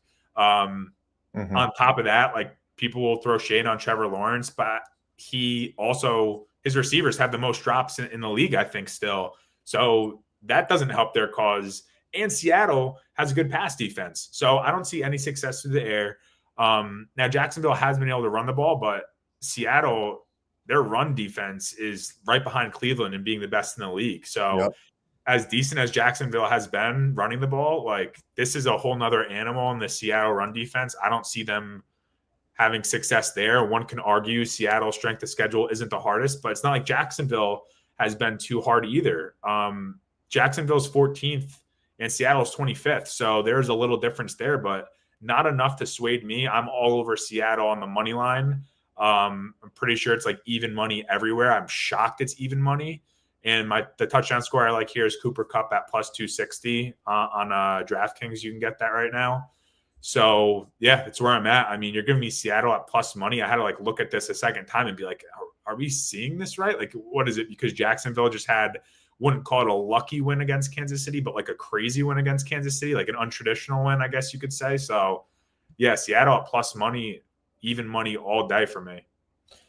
Yeah, I don't have any real like disagreements, honestly. Like, I think Jacksonville definitely deserves some credit for what they've done so far. And as we see here, the best price is plus 101 at ProfitX, $1,600 on liquidity. So I feel like that's like probably comfortable to say is like worth a play, where the next best odds is even money at FanDuel. So take up some of that liquidity if you want to tell Jake at ProfitX. And then if not, you're getting even money at FanDuel, DK across the board. So understandable. I don't have a ton to add. I'm not a game where I've locked in and I'm like totally like sure what I want to do here. If I even want to bet it at all, of course, I don't have to bet anything. I do wish I had like a little bit more for like the audience to like dissect Darnold's numbers are great. I think that this could be a situation where the Seahawks, with their offensive line, which isn't great, can be run into a wall in Jacksonville, forcing Darnold to throw. And maybe the script will be a little bit different because I think Seattle has gotten away a little bit of like benefiting from like a pretty balanced attack where like you don't necessarily know what's coming, which of course like will benefit them as an offense where you're not just like stacking a box and like having success that way. So I'm torn. I'm not betting it. So Jake has the very strong opinion on Jacksonville. Tell me guys. So if you guys want to tell Jake, get on that. I don't really have any disagreements here. Though I do think Jacksonville at 4-1, which like could be 5-1. Like while they're not Colts legit, I think they are like a pretty good football team, honestly, all things considered. So shout out to Jacksonville for doing what they're doing, and shout out to Liam Cohen for a quick year one turnaround. I think. Yeah, let me add, Eric. I mean, I have Jacksonville futures. I have their over total wins, and I have them to win their division. So it's not like I'm a Jacksonville hater by any means. I love to see them get these gritty wins because I'm on their over for team wins on the season. But I mean, you got to still bet with your brain in these situations. You can't let it sway you on a week to week basis. Of course. Let's keep rocking here because we do have a good amount of games still left here. Raiders Titans battle of which team is the worst team in football. Pretty plainly said. I was listening to some stuff on like the Hammer Betting Network. They were talking about this game, how like the market has been moving in the sense where it's like basically it's not like which team do you want to back. It's more which team do you prefer to fade, which I thought was an interesting way of kind of putting it with teams this bad. Overall, though, we have seen some relatively like solid movement for, lack of a better word, as in like we have seen like this game at least draw some interest, which again, like kind of backs that sentiment there. We look at the Tennessee money line odds, have seen a little bit of movement overall. Raiders at home, both these teams absolutely stink, Jake. Have you you could easily, I shouldn't say easily, but like there's obviously the possibility that you find something that you like in the ugly. For me personally, this is a game where I kind of like the Titans because I do think that like they're not broken to the same degree where the Raiders are broken. But with that being said, we're betting on a guy who had to win his first NFL game and a coach that's like arguably the worst coach in football. Not arguably, is the worst coach going in the National Football League in Callahan, which makes it hard to believe that he'll pick up anything from a good perspective. Where we have at least the Raiders, like obviously Bowers is hurt. That's been massive for them. Gino's been absolutely dog shit. Their offensive line has been terrible. But this could be a situation where there's just Genty.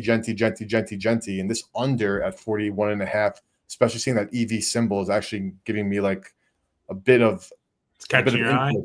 Honestly, yeah, it is catching my eye. But Jake, where's your head at in this one?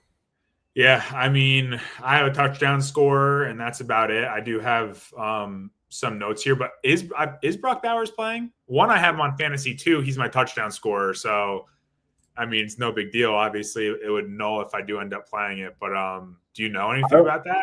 Or I'm not sure if he is playing or not, but regardless, obviously, the issues are with his health. And it's one of those situations where I saw like a good tweet. Did not practice Wednesday officially. So does not mean he's out. Because I didn't expect him to really practice all week, to be honest. Which is fair. So that's what I was going to say. Yeah. Is like Wednesday practice doesn't necessarily mean going or not going. But the thing is about like Bauer, what I saw with the can't speak from a reporter standpoint, is like I feel like there's always that time in the NFL where you see like a star player like has a down year. Then after the fact, you see like, oh, he was dealing with X injury all year long. And you're like, oh, that makes some sense. But we know that he's dealing with like a pretty bad injury and he's trying to play through it because he's a freaking animal. Yeah. But he's not fully healthy, obviously, which is their top weapon, a great guy. So what are your thoughts here? Because like I'm a bit interested in the under, and I am a bit interested in the ugly underdog here. But I mean, I not that it's a full disagreement, but like there's no way I would be on Tennessee. They're the worst passing offense in the league right now. But on the flip side, the Raiders' pass defense really is nothing special. I mean, I give them the slight advantage in that matchup, just because Tennessee is literally like dead last. But I also don't think Tennessee's going to be able to run the ball. Like I don't know how they would score.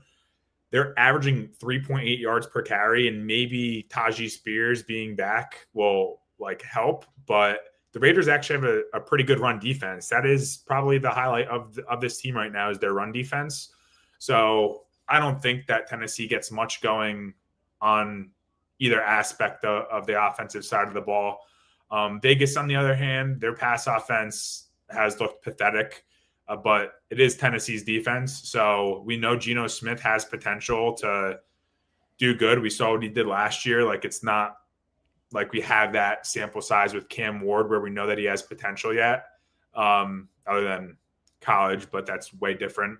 Of course. And then Vegas on the ground, they're a middle of the pack rushing offense, but Tennessee, their run defense has been pretty bad themselves. So really don't know what to think here. I didn't mind that look that you mentioned with Genty. He just kind of screwed me 2 weeks in a row. I had him to score last week. No one could score last week, so missed that. And then I had another over of his the week before that. And I have my future on him still, which is an even cash payout right now, which I'm shocked about, but it's a good sign. It's not like they think he's too far out of the offensive rookie of the year play. But I'll say this, it's a good get right spot for Vegas versus one of, if not the worst team behind the Jets in the league, with a divisional game on deck with Kansas City.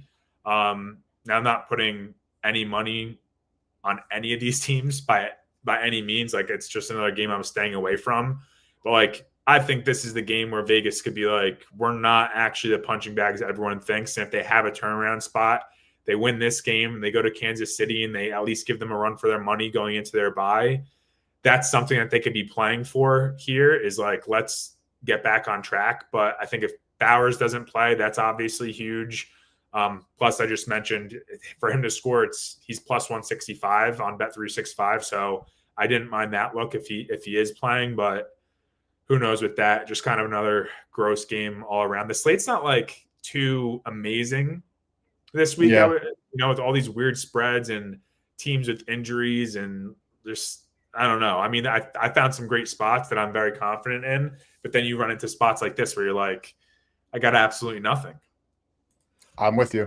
Don't have to have something on everything either. Yeah, and like, of course. I'm not betting. Like, I lean toward Tennessee. I wouldn't lay it, but then again, it's like you said. It's like, really, how does Tennessee score? Like, how do they do anything right? They have that crazy like fumble that gets them into the end zone. They might honestly that's what you have to do to score. The only other thing that I think can really benefit Tennessee, because I saw it like really firsthand in that Raiders Commanders game, is how bad the Raiders special teams is. And we actually have seen the Titans be at least competent in the special teams department, when it's like, you're really pulling like down the line there. If you're going to be talking special teams, it's like the edge. But like, if they do give them some short fields and some big returns, because the Titans return man, the DK kid, he's pretty good. So odds a little bit interesting to me, but like overall, it's the ugliest game on the slate, 2 dog teams. But like, hopefully, like, we know the NFL, this could be a game that ends up being a shootout that's like fun somehow, because the NFL has weird ways of doing things. But totally understand not having a play. But let's go to a much more fun game. Niners, Buccaneers, Baker Mayfield laying 2.5 now at home. I don't think there's any way this number gets to 3. So I think even laying the 3, if you like the Bucs, is fair. If you like the Niners, of course, try to get yourself a 3 if possible. Baker Mayfield playing at an MVP level. Buccaneers keep winning and winning and winning. Niners off a huge win in primetime, bye week, or mini bye week, of course, with Thursday night. Talk to me. Do you feel comfortable laying the 3 against Mac Jones here? We should expect to see Jawan Jennings and probably Ricky back in the fold here. What are your thoughts here? Because to me, Jake, this is like a hard stay away. I think this is gonna be like a stereotypical game that like it's an injury game in my opinion. Like, that's literally what I wrote down is it's an injury game. There's no Bucky Irving, obviously still no Mike Evans. Brock Purdy's out. Jawan Jennings and Pearsall are questionable. Tampa Bay, they got me last week. I took their team total under, and like, shame on me. It's one of the things I'll never do again. Like, I love Baker too, and I'm very high on their offense. Thought it was a great spot for them to not put up any points and kind of regress a little bit. But Tampa Bay couldn't really run the ball even with Bucky Irving, but they have been able to throw the ball like regardless. Now, there's not many props out unless some dropped recently. But when I was looking, not many props are out. But I would be looking at like a Sterling Shepard or Cade Otton receptions prop if it's around 2.5, 3.5. Obviously, Evans is still out, but Godwin came back. and him and Egbuka are going to still continue to get or be the focal points of defenses. They want to stop those two guys, especially knowing that Baker's going to throw the ball, especially with no Bucky Irving in. Now, White has been playing well. Like even when Bucky was healthy and playing, which I mean, he should be back in the next week or so, but White has been like getting his regardless. So I don't know how much of a loss. Obviously, a Bucky Irving not playing is a loss, but White is really doing his own to fill those gaps. But yeah, I think things open up for Otten, a Sterling Shepard. Plus, they've both been getting their fair share of targets here in the last few games. I think I forgot how many they had exactly if you want to pull it up, but more than they've gotten to start the season. I do not mind Baker rushing yard prop either. Now, these aren't out yet, so I don't know what the numbers are. A lot of it depends on like what is going to come out. I think I love Baker running the ball this year. He's just been running like an animal. He's making the right decisions and running the ball when typically I feel like he would throw the ball away. Instead, he's running for 6-7 yards and making it like a decent gain, cutting their losses there. With that being said, he's my touchdown scorer for this game at plus 450. That's on Hard Rock. So of course, Hard Rock has all the Florida teams like strapped up and ready to go, except for the props for this game. But they do have Baker to score, and at plus 450, I could totally see him scrambling and running one in or bullying someone into the end zone like he likes to do. So plus 450, that's a great price for him to get one through the door. It's the only thing I have though. You kind of hit the nail on the head earlier. It's another game that is kind of gross with injuries, and it's hard for me to pick a side. And I don't want to look at a side or a total unless I know Jennings and Pearsall are in or out, and like that injury report is more zipped up. Absolutely. And that makes sense. Like a lot of times, like I do definitely advocate for betting early to like try to get some CLV and get some big numbers. But when there's a situation like this game, the Ravens game, you just simply don't know. And there's nothing wrong with saying, I don't know, and just not, betting and waiting for the market to mature. It's Wednesday. We have until Sunday. So like in my cases, for example, like I think the Chargers game closes higher. So I bet the Chargers now, even at 3.5. So I'm comfortable with what I expect to see. But in this game, even if all the guys are a go for the Niners, as in Juwan and Pearsall, I still don't think this game gets to 3.5. So I do think if you like this 2.5 at 122 is like not value. So like I would not bet that now. And that's Kalshi, the best price at 117, which is like actually like honestly solid. But like all in all though, like if you want to wait, I think you can wait. And I don't think, again, if you're want to bet the Buccaneers at any point, I think you monitor the injury reports and you see a 2.5 that's at like minus 120, the highest, and you maybe bet that. If you like the 49ers, you look for a 3 and you bet that. Looking at the market here, like alternate lines, looking at outlier like the 3 at like minus 105 here at DraftKings. I think if you're interested in the 3, like this is like a no-brainer if you want the Niners, because if Juwan Jennings and co do play, there's a more likely chance it goes to 2.5. If they don't play, I don't see this getting to 3.5. And if it did get to 3.5, and this is one of those games where I like hate to like say like if this got to like a 1.5, which I don't think is going to happen, I'm betting the Bucks. But at 3.5, if it gets there, which I don't think happens either, I'm betting the Niners. And that's just more of like an example of how like tight these spreads in these games are in the National Football League. So I think that's just more worth pointing out. But we can keep moving here as there's no strong opinions. We got to wait for some more info. Have a few games left on the slate now, including the Packers 14.5-point favorites against the Bengals, who we know Joe will be starting. Which Joe? Not Burrow, Joe Flacco, their new acquisition, who took a nice drive from Cleveland to Cincy, read the playbook in the car, kicking it back. He's used to it by now, though. Come on, he does this. So, Jake, we obviously have the kind of odd scenario of Flacco already playing and beating this Packers team this year. Of course, that was in Cleveland. Now they're on the road in Lambeau.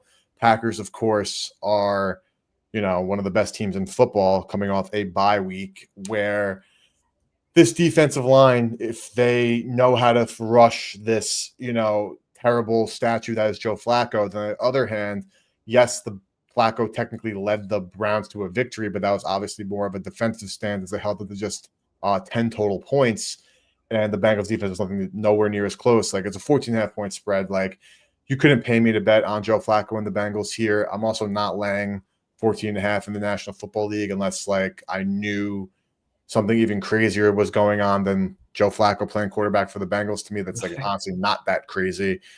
Any opinions on side or total here? Or, of course, touchdowns? Side total, absolutely nothing, like 14.5.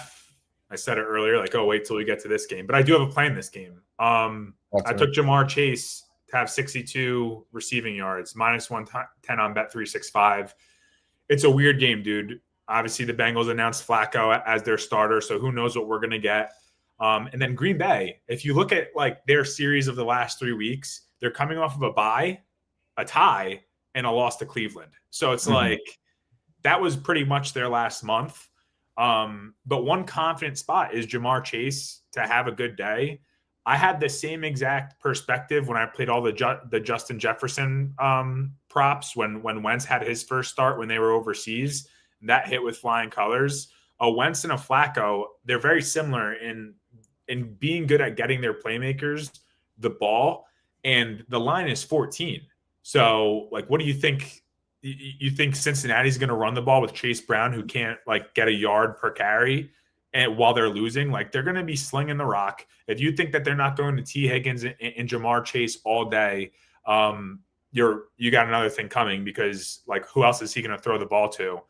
62 is ridiculous. He just had he's had games where he was 100 plus this season multiple times, and like I think Joe Flacco is much better than Jake Browning. They brought him in for a reason. I think he's more experienced. I think he's able to check as like the veteran he is. He's going to be able to make the proper checks to even just like get Jamar the ball on like a quick slant and let him go get some yak yards, things like that. Like that is their, I wouldn't say their road to victory, but their road to like being competitive in this game is like get your guys the ball, and Joe Flacco does that.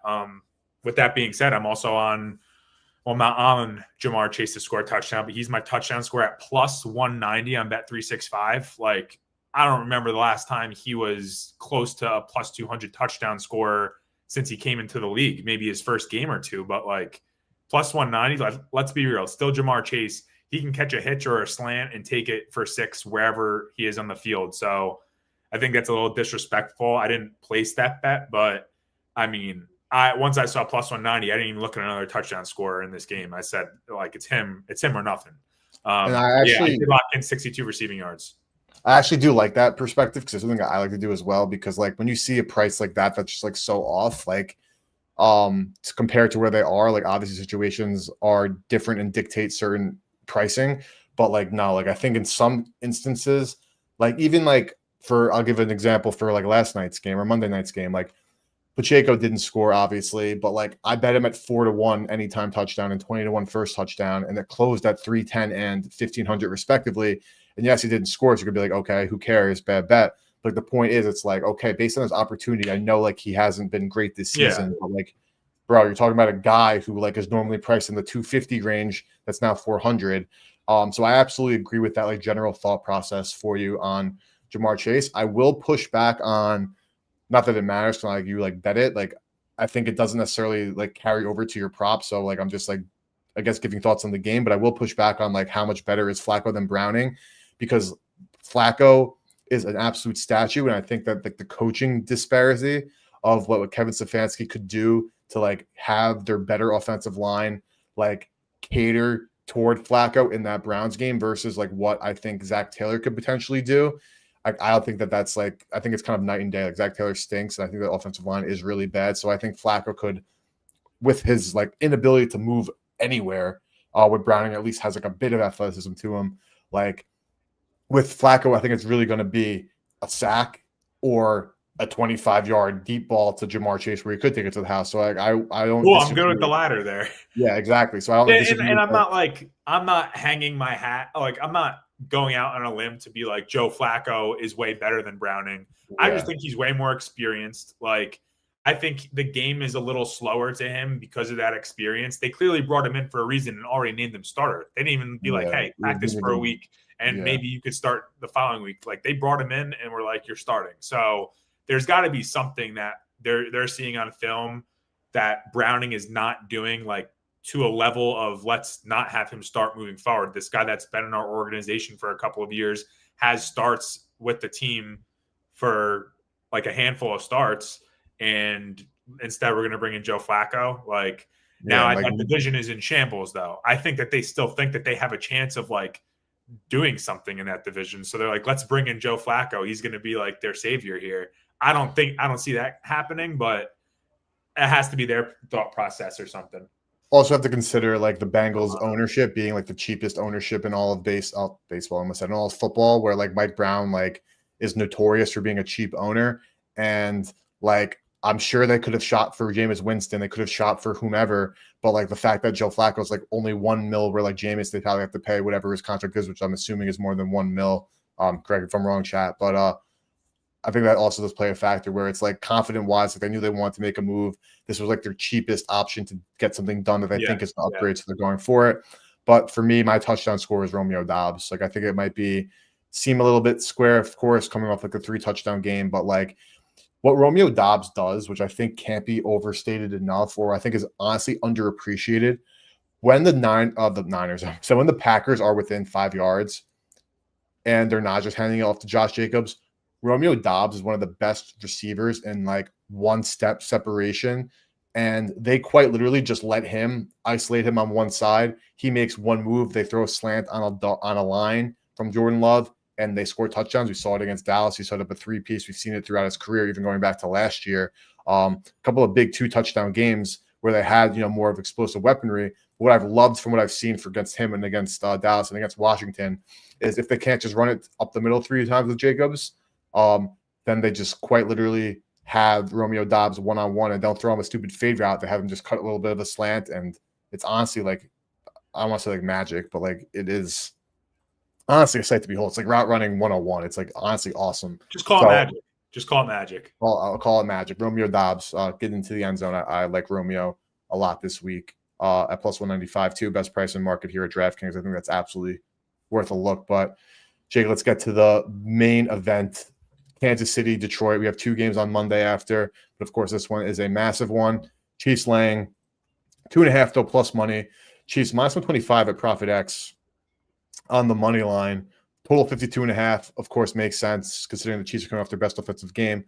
But the real story here for the Lions is injuries. And when you think of injuries, I think a lot of people think, oh, like Jamar Chase is hurt or Joe Burrow is hurt. Like, no, we have a banged up secondary that's going to be missing a ton of cornerbacks, a ton of potential stoppers for this Chiefs offense that, again, is coming off by far their best offensive performance of the season.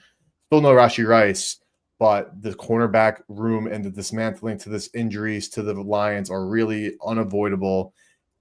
Jake, talk to me if you have any thoughts here, because I think if the Lions were fully healthy and Rashee Rice was back, I think we see a straight PK here. I think 2.5 is a little bit disrespectful, honestly. I think the Lions at 2.5 is like decent. Of course, I don't think this gets to a 3 though, being real. I'm curious what your thoughts are, because I'm not betting a 2.5 when I can get a 3, but like based on like EV and pricing, this KC 125, I'll check the liquidity, like is already staring me right in the face. And I knew it was going to. Well, maybe we'll clash here because I already locked in Detroit money line plus 118 on FanDuel. I know that they're banged up. The beauty of them always being banged up, going back to last year, is they've been here before. Like they do have some depth, more depth than the average NFL team, I'd say, especially at cornerback and on the defensive side, because that's where all their injuries were last year.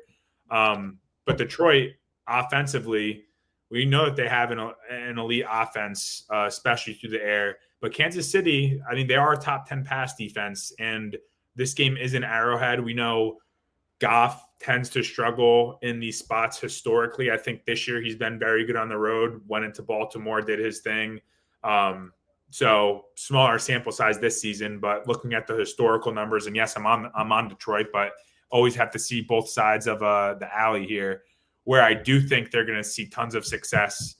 This is also why I'm not weighing the injuries as much, and I love the plus money price, is I think Detroit runs the ball all over Kansas City. I know Detroit has the best 2 running back duo in the league. I think everybody knows that. And Kansas City is not good versus the run. Like I think everyone thinks Goff's going to come in here and try to light it up through the air, and Campbell's going to try to light it up through the air. I think they run the ball down Kansas City's throat. On the Kansas City side, they are coming off their best offensive game, especially through the air, but they're still like, I'm still not impressed with them yet. Like, I just feel like they're one big playmaker away from being a good pass offense. I just don't think that they have that. And I think in today's day and age, like, you need that. We have a Pat Mahomes who's an elite of the elite quarterbacks, and he still can't do much without the big playmaker. Like, it's not going to be Travis Kelce anymore. Like, he's done. You have guys like Xavier Worthy and Hollywood Brown punching people in the helmet in the first quarter. Like, you just can't be doing that stuff. Like, there's no maturity level on that offense. There's no big playmaker that's going to go out and like make those plays. Like, they have Thornton that can catch a 60-yard pass here and there, and they have talent, but just like not that guy. And that's what leads me to think like I'm just not impressed. And again, it's the Jacksonville defense who hasn't seen anybody yet, in my opinion. So yeah, they diced them up. Kansas City was the best offense that they've seen, and arguably the best offense they've seen, and they're still a middle of the pack offense. Now they might also be able to run the ball a little bit. They have a top 10 run offense, so I'm not going to take that away from them. But Detroit is also a top 10 run defense, and their cornerbacks being out doesn't really affect that. So I'm looking at the Kansas City run game more of like a wash. Like, they might get theirs, but Detroit will also have their solid plays. Now, this is what really put me over the edge to taking Detroit on the money line is they are very, very good at controlling the time of possession. And one will say so is Patrick Mahomes. But this season specifically, Detroit is third in time of possession, and they're averaging about 32 and a half minutes with the ball per game. I think that they make this a priority, and it goes hand in hand with them running the ball, in my opinion, is they're going to make that a priority to on the road to keep Mahomes off the field and on the sideline. I think that they're going to run the rock. I think, especially versus a Kansas City run defense that isn't good, and they're going to take a lot of time off that clock. They're going to win the possession game, and they're going to win the game as a whole. So I think at plus 118, like, I don't understand the number. I feel like you also were just saying, like, I just kind of, you don't understand. It is what it is. Like, it should be more of a pick 'em. So if I'm getting another 18 cents on the money line, like, I'm all over it. I would also lean the under. I just think 52 and a half is too many points. I understand the Detroit defense is a little banged up, but based on how I think this game is going to go with a lot of running, maybe some Kansas City struggles on offense, 52 and a half, like, are we kidding? That's like a college football total. So I'm definitely would lean under there. I just already locked in Detroit on the money line. I'm sure if I have a good day on Sunday, I'll also lock in that under. But my touchdown score is coming from Kansas City. I think Juju Smith-Schuster can sniff the end zone at plus 350. So don't mind that look, especially if Kansas City is losing, like I'm hoping / projecting. Kansas City is probably going to be trying to throw the ball. I could see Juju Smith-Schuster sneak in there either way early in the game or way at the end of the game. I'll take it in between two, but yeah, he's my touchdown scorer. I don't have anything on him to score by any means, but yeah, I like Detroit money line. Let me hear what you have, because I know you love Kansas City. I think you have a Kansas City Chiefs pillow, right next to your Washington Commanders one. So the one thing I will say is, like, after doing all these streams with you, Jake, the one thing I'm the most envious of you is that you have access to Hard Rock, because, like, looking at just the markets, like, they're so off price with everything. Like, you're getting Juju at 350, where like DK is 270. Like, there is, I saw that too. I had to literally check it on my app, Eric, because I was like, there's no way I'm getting basically a whole another $1 on Hard Rock. Like, I went into the app and I was like, oh wow, I actually am. But there's also a lot of bad. Yeah, I was gonna say on the flip side, like, I think with Hard Rock, and you can correct me if I'm wrong, you're either getting like $1 better or you're getting like $2 worse. Like, yeah. I feel like there's like very minimal in between. But so based on your breakdown, I entirely understand what you're saying in terms of it being a Lions under game. If they actually do run the ball, chew up the clock, which makes sense. Kansas City is 31st, so second to last in rush EPA on defense. Like, they can be run all over. And of course, we know that in the NFL, the best offense, or excuse me, the best defense is to not play defense. So if they actually can eliminate these ability for the Chiefs to be on the field, that is going to be conducive to them winning and conducive to an under. However, I do see a world where this is kind of like a replica of the Chiefs Rams game from a few years back. That was like that 40-40 game that was like one of the craziest games of all time. I, for the content, am going to take the Chiefs in the over because I just want to. It's good content to be on totally opposite sides because we're clipping these moving forward, right? Absolutely. So you do make a very compelling case, and I don't have any like pure disagreements from like anything you laid out, but I will say that like the Chiefs offense operating at this high level with the Lions defense, which I do think to a degree is still overrated, and with their cornerback injuries, I do think could pose a problem. And the thing about the rush defense, like the Lions can get and generate explosive run plays. So like I think in an ideal world, they are only running at 4 yards a clip to like keep the ball out of their hands. But Jahmyr Gibbs, like he could break off a 60-yarder 3 times a game without blinking. So I actually think that could be conducive to like an over, even if they do decide to run the ball more. And if the Chiefs do get out to a lead, as much as I wanted to think Goff was a pumpkin, and like at one point in his career he was, like that's a fact. The record is showing that that's just like kind of not the case, at least now, especially without the Ben Johnson era. Of course, era has a tough place to play. So I am not betting it yet. I just bet the Chiefs a lot. I actually just bet the Chiefs at this 125 at Novig. They had good liquidity. There's good liquidity also at Profit X. So I bet the Chiefs. So we're on opposite sides there, confirmed. The over, I'm going to wait because I actually just might get cute and bet like alternate over like 65 and like see if he just got an absolute barn burner on Sunday night. So I won't be opposed to that though. Yeah, like so no real disagreement entertainment because I can see it, but like for the content, I will be taking the over. And I will say I don't disagree with like the Chiefs need an alpha now, but I disagree with they don't have one. I think Rashee Rice is absolutely that guy. I think Rashee Rice is an absolute freaking dog. But do they have him in this game? No, exactly. Yeah. So like I'm not, I agree with that statement. I think he's the missing piece. I'm just talking about like in the immediate this week. Like when he's back, it's a whole nother ball game.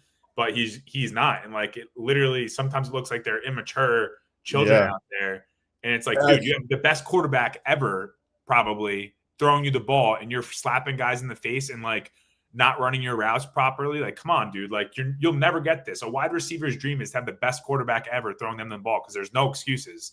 And like these guys are still dropping the ball, running the wrong route, not running the route correctly, making stupid penalties, putting them back. Like you can't do that shit. And I think where we saw it most was on that final play or that second to last play to Hollywood Brown, because like Hollywood Brown actually ran his route correctly where like the Mahomes put it on him, but like he wasn't like turned around.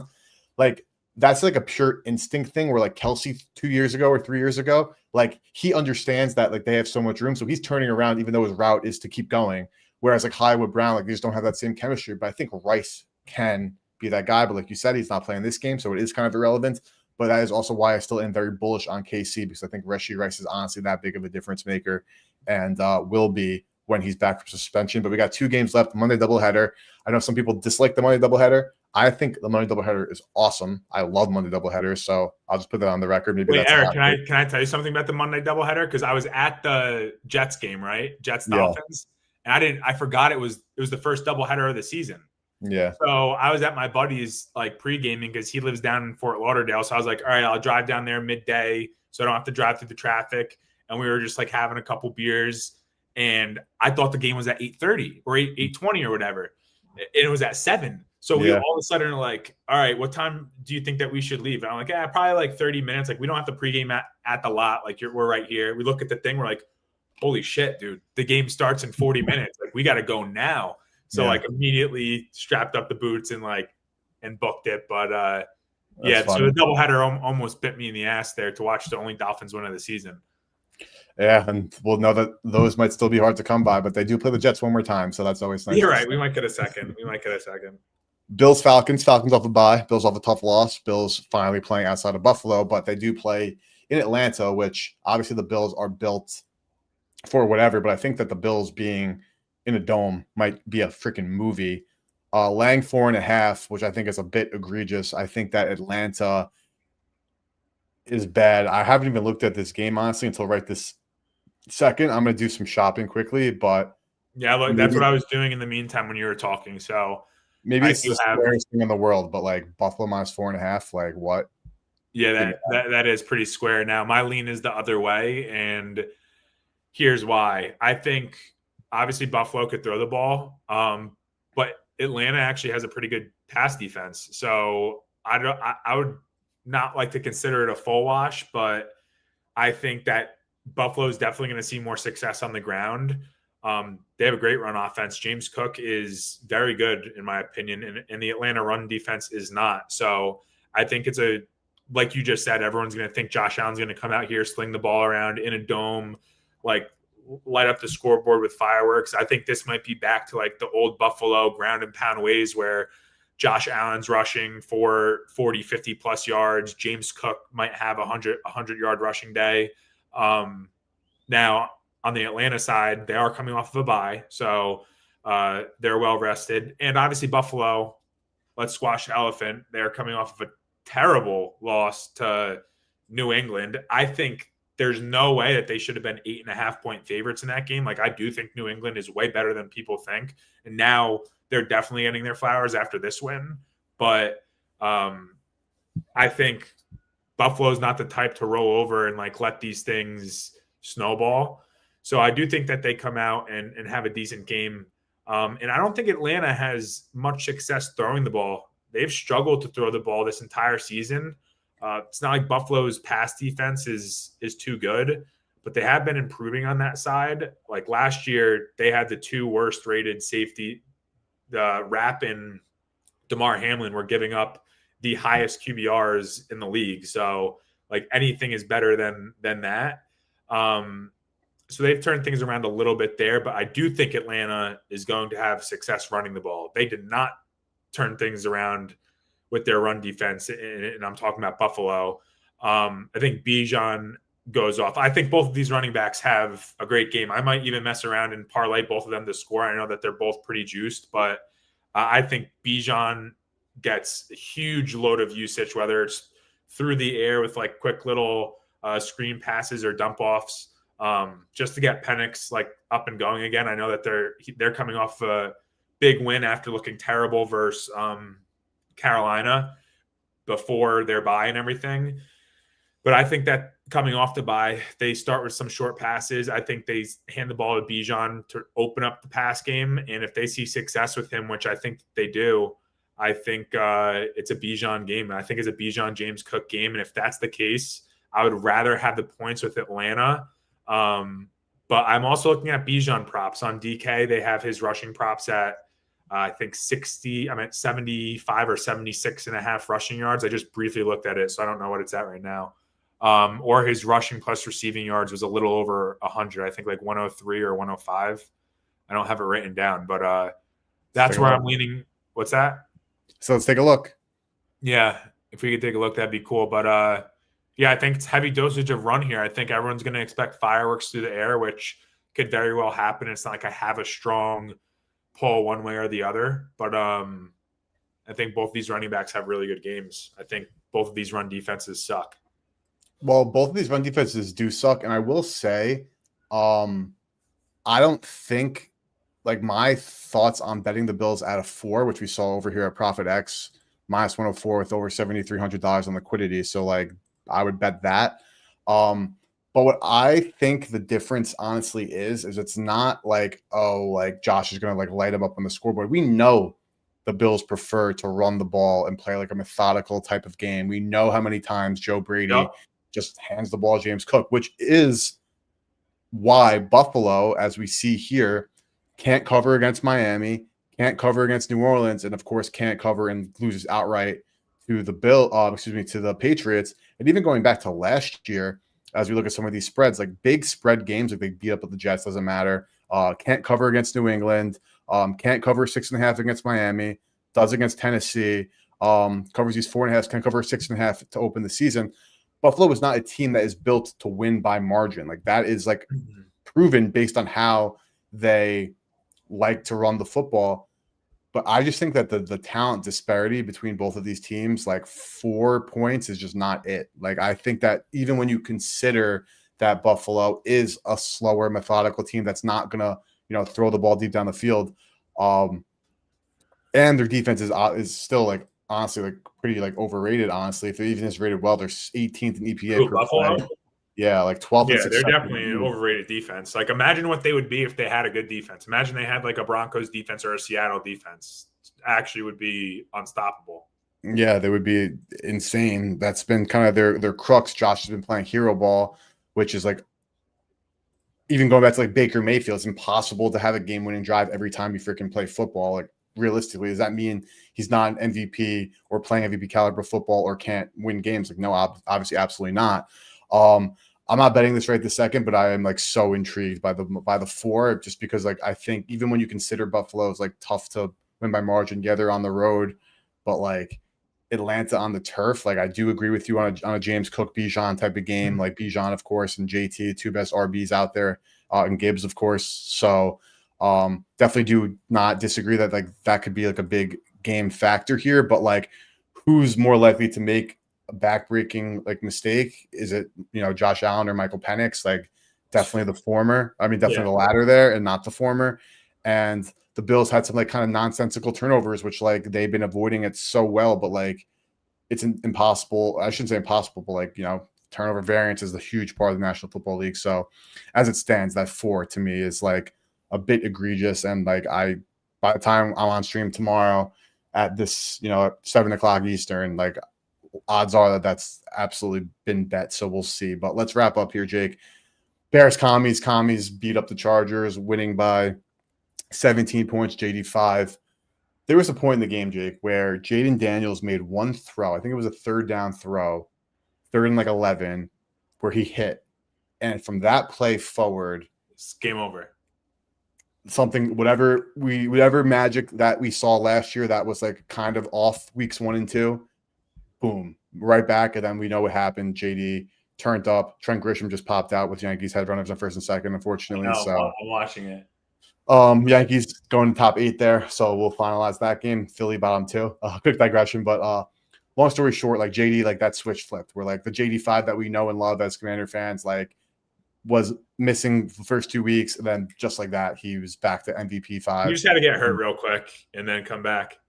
Yeah, like obviously the injury is like the knee thing. He was playing in his hometown there as well, which like whatever you want to factor into that, please do. Bears off a bye. They're 2-2. Total 49.5. Much different situation than last year in DC where they played on the 4:00 game. Of course, we had the Hail Mary that won it for Washington there. But this Ben Johnson offense looking to be clicking a bit. The Commanders defense off a very good game, but we know the Commanders defense is probably just like not good realistically. I think that at 4.5, I hate to say that I think like from a spread perspective, Chicago's probably the right side. And like I bet against the commies this week or this past week and I lost. And like as much as I am definitely team bet with your head. So like I will have gladly faded the commies many times in my last 10 years of betting on sports. I'm in a point now where with JD5 and like with actual Super Bowl aspirations, not saying we're a Super Bowl team or the best team in the NFC, but we technically have Super Bowl aspirations. I think I'm better off riding the wave, but I do think the Bears at this price are worth it here. I'll definitely have more plays on this because I'll be streaming again multiple times and it's early in the week. But talk to me, Jake, on your thoughts because plain and simple, I think Bears at 4.5 is probably the right side here. I'm on the other side, man. I love Washington in this spot. From what I looked at briefly, I mean, I'm not high on Chicago's offense by any means. So, like, I think they might be able to throw the ball. Chicago has a mediocre pass game. Washington's more bottom tier there, but, like, I think they have no shot of running the ball. If Washington on defense is doing something right, it's their run defense is pretty damn good, and Chicago can't run the ball. Like, they're terrible at it. So I think it's a great edge. And if you're putting the ball in Caleb Williams' hands all game, I mean, I will gladly take that. I don't think Caleb Williams is good by any means. Him and his like finger painted nails can like go somewhere else because he's not dicing anybody up through the air. Washington on the other side, I saw the same thing that you saw, and I'm seeing this chemistry with Debo and JD5, like that is such a dangerous weapon. And when McLaurin comes, McLaurin's out, right? So I'm actually not necessarily. I think there's actually whether he's in or out. I mean, if he's in, it helps my case even more. I didn't see the line move at all, so I'm assuming when that ruling happens, it's going to move one way or the other, unless they're projecting him to play and this is the line. But I think Washington sees some success throwing the ball. Like even though statistically they struggled, like they had Mariota in there for a couple games. Daniels wasn't the same in the beginning, but like if we're going to take the large sample size going back to last year, like he can throw the ball, and the Chicago pass defense is terrible. Do you understand that Washington is going to run the ball all over Chicago? Number one in rushing yards per game. Number one, and guess who's the in dead last in rush defense? Go look it up. It's the Chicago Bears. They're going to get a lead, and they are going to run the ball right down their throats, build their lead, and Caleb Williams is terrible under pressure. He's only good when they have a lead or when their defense is making plays, and I don't think he's going to have either of those this game. The same way that you looked at the Bills and you're like, -4. I mean, without even looking too far into it, I got to take this. I'm probably going to. But before even looking at everything that I just spoke about, I thought the same exact thing with the Commanders. So I know you're a Commies fan and you're leaning the other side, but maybe I just convinced you to come back to the good side here. But I think, I'm going to probably lock it in as soon as possible, especially if there's a chance McLaurin's playing. There's definitely a chance McLaurin's playing. The one thing I will say, which I didn't expect to say, because like I know like the Bill hype for like fantasy, whatever, but like I obviously like I'm tuned into like commies, beat writers, and training camp, and like I know how much they liked Bill from the day they drafted him. So like in my dynasty draft, quick digression here, like we drafted pretty early, and I drafted Bill like in like June when we drafted, because like before anybody even knew his name, because I was like, I know that they love this kid.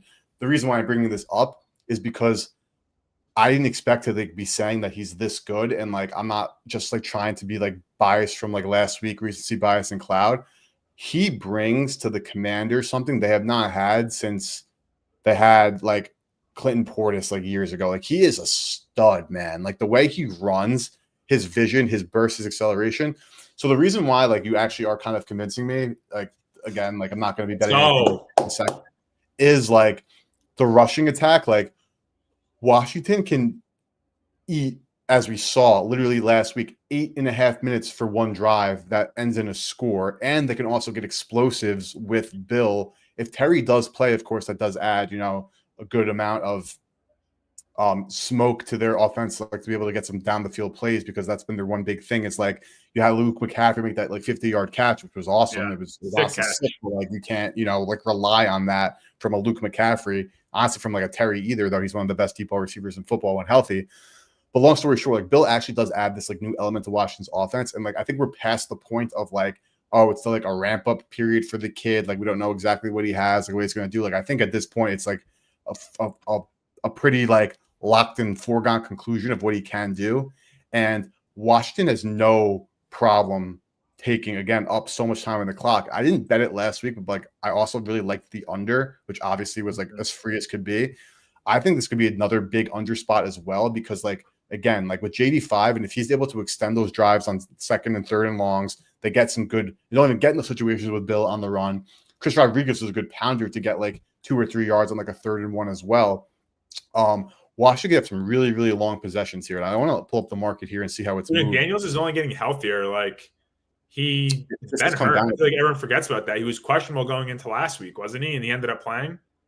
He was but he practiced all week last week. No, he practiced all week last week. Like last week was like braces on. Like he is like they knew he was playing like this upcoming like this past weekend. Like as these weeks go on, he's only going to get healthier and be more like confident in using his legs too. Like he had no issues last week with the brace. Like he went under his rushing yard prop, which like I bet it was one of my favorite bets. So that was like, you know, a good cash. But like did give me a sweat, because like he's like obviously it's like adrenaline. Like he had like no fear. Like he was like ready to freaking run.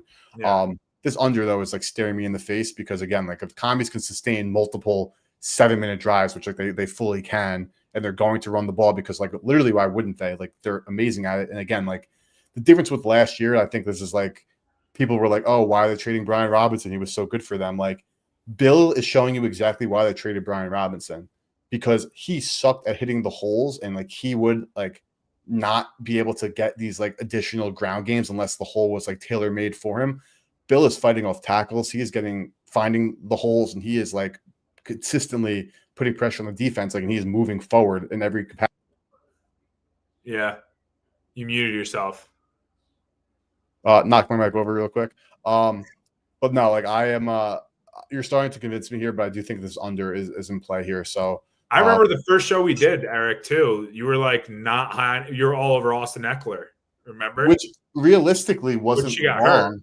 Yeah, the way they were using him, it wasn't like my thought process was correct. I wanted to use that thunder and lightning. But the thing that I will say about Bill too is he had those 2 receptions for 33 yards. He's a guy who did not catch the ball at all in college, but then you saw him throw it to him and him make a big play last game. Like, looks like a freaking natural out there. Yeah, I know. He definitely turned your perspective around, because I remember I was shocked you were so low on him early in the season, because I thought he was going to be pretty good. But then, like, you're a commies fanatic, and I'm like, all right, if he's saying that, maybe I got my shit wrong, because I'm taking your word over mine.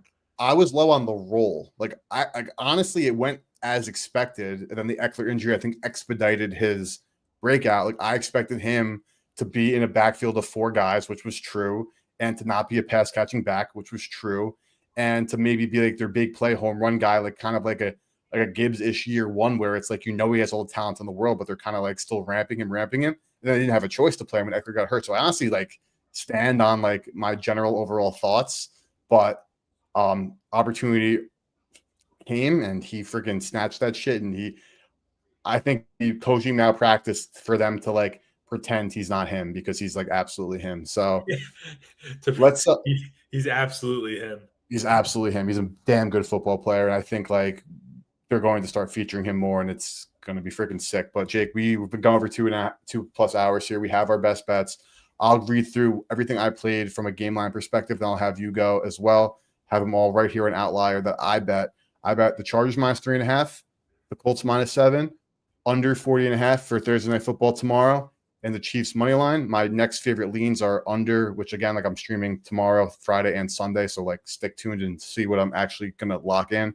But under 49.5, Bills -4, over 52.5, and there was one more, and the Patriots -3. If I can get a 3 as it stands, unlikely. Those are like my leans, but my plays, as you see here, have been the slip. Chargers 3.5, Colts 7, under 40.5, Eagles Giants, Lions Chiefs money line. Jake, you gave out a bunch of stuff that you played, touchdowns and actual bets. What did you have locked in?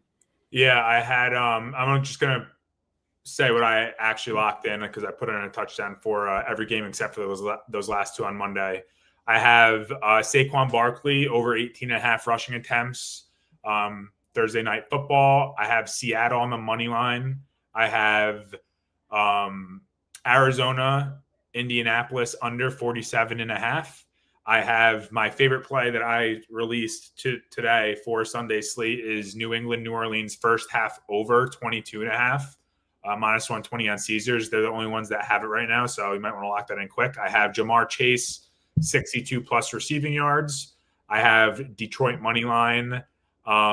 Didn't lock this one in yet, but I think I'm locking in Washington -4.5 as well. I don't see how I can't. So that's what I got so far. More to come as the days go on too. You know how it goes. Absolutely. 4.5 best price, even money at Novig. Maybe there's a 4 for the fans out there. Profit X. We'll check liquidity quickly. But Jake, any parting words for the boys? Thank you for hopping on, and just any last thoughts on where we can find you? Yeah, X, of course, at Money Badger Bets. I'm in the Better Process Discord as well, so we're always chatting about ball. We're talking about all different sports in there. All my bets are in there, live bets, future bets.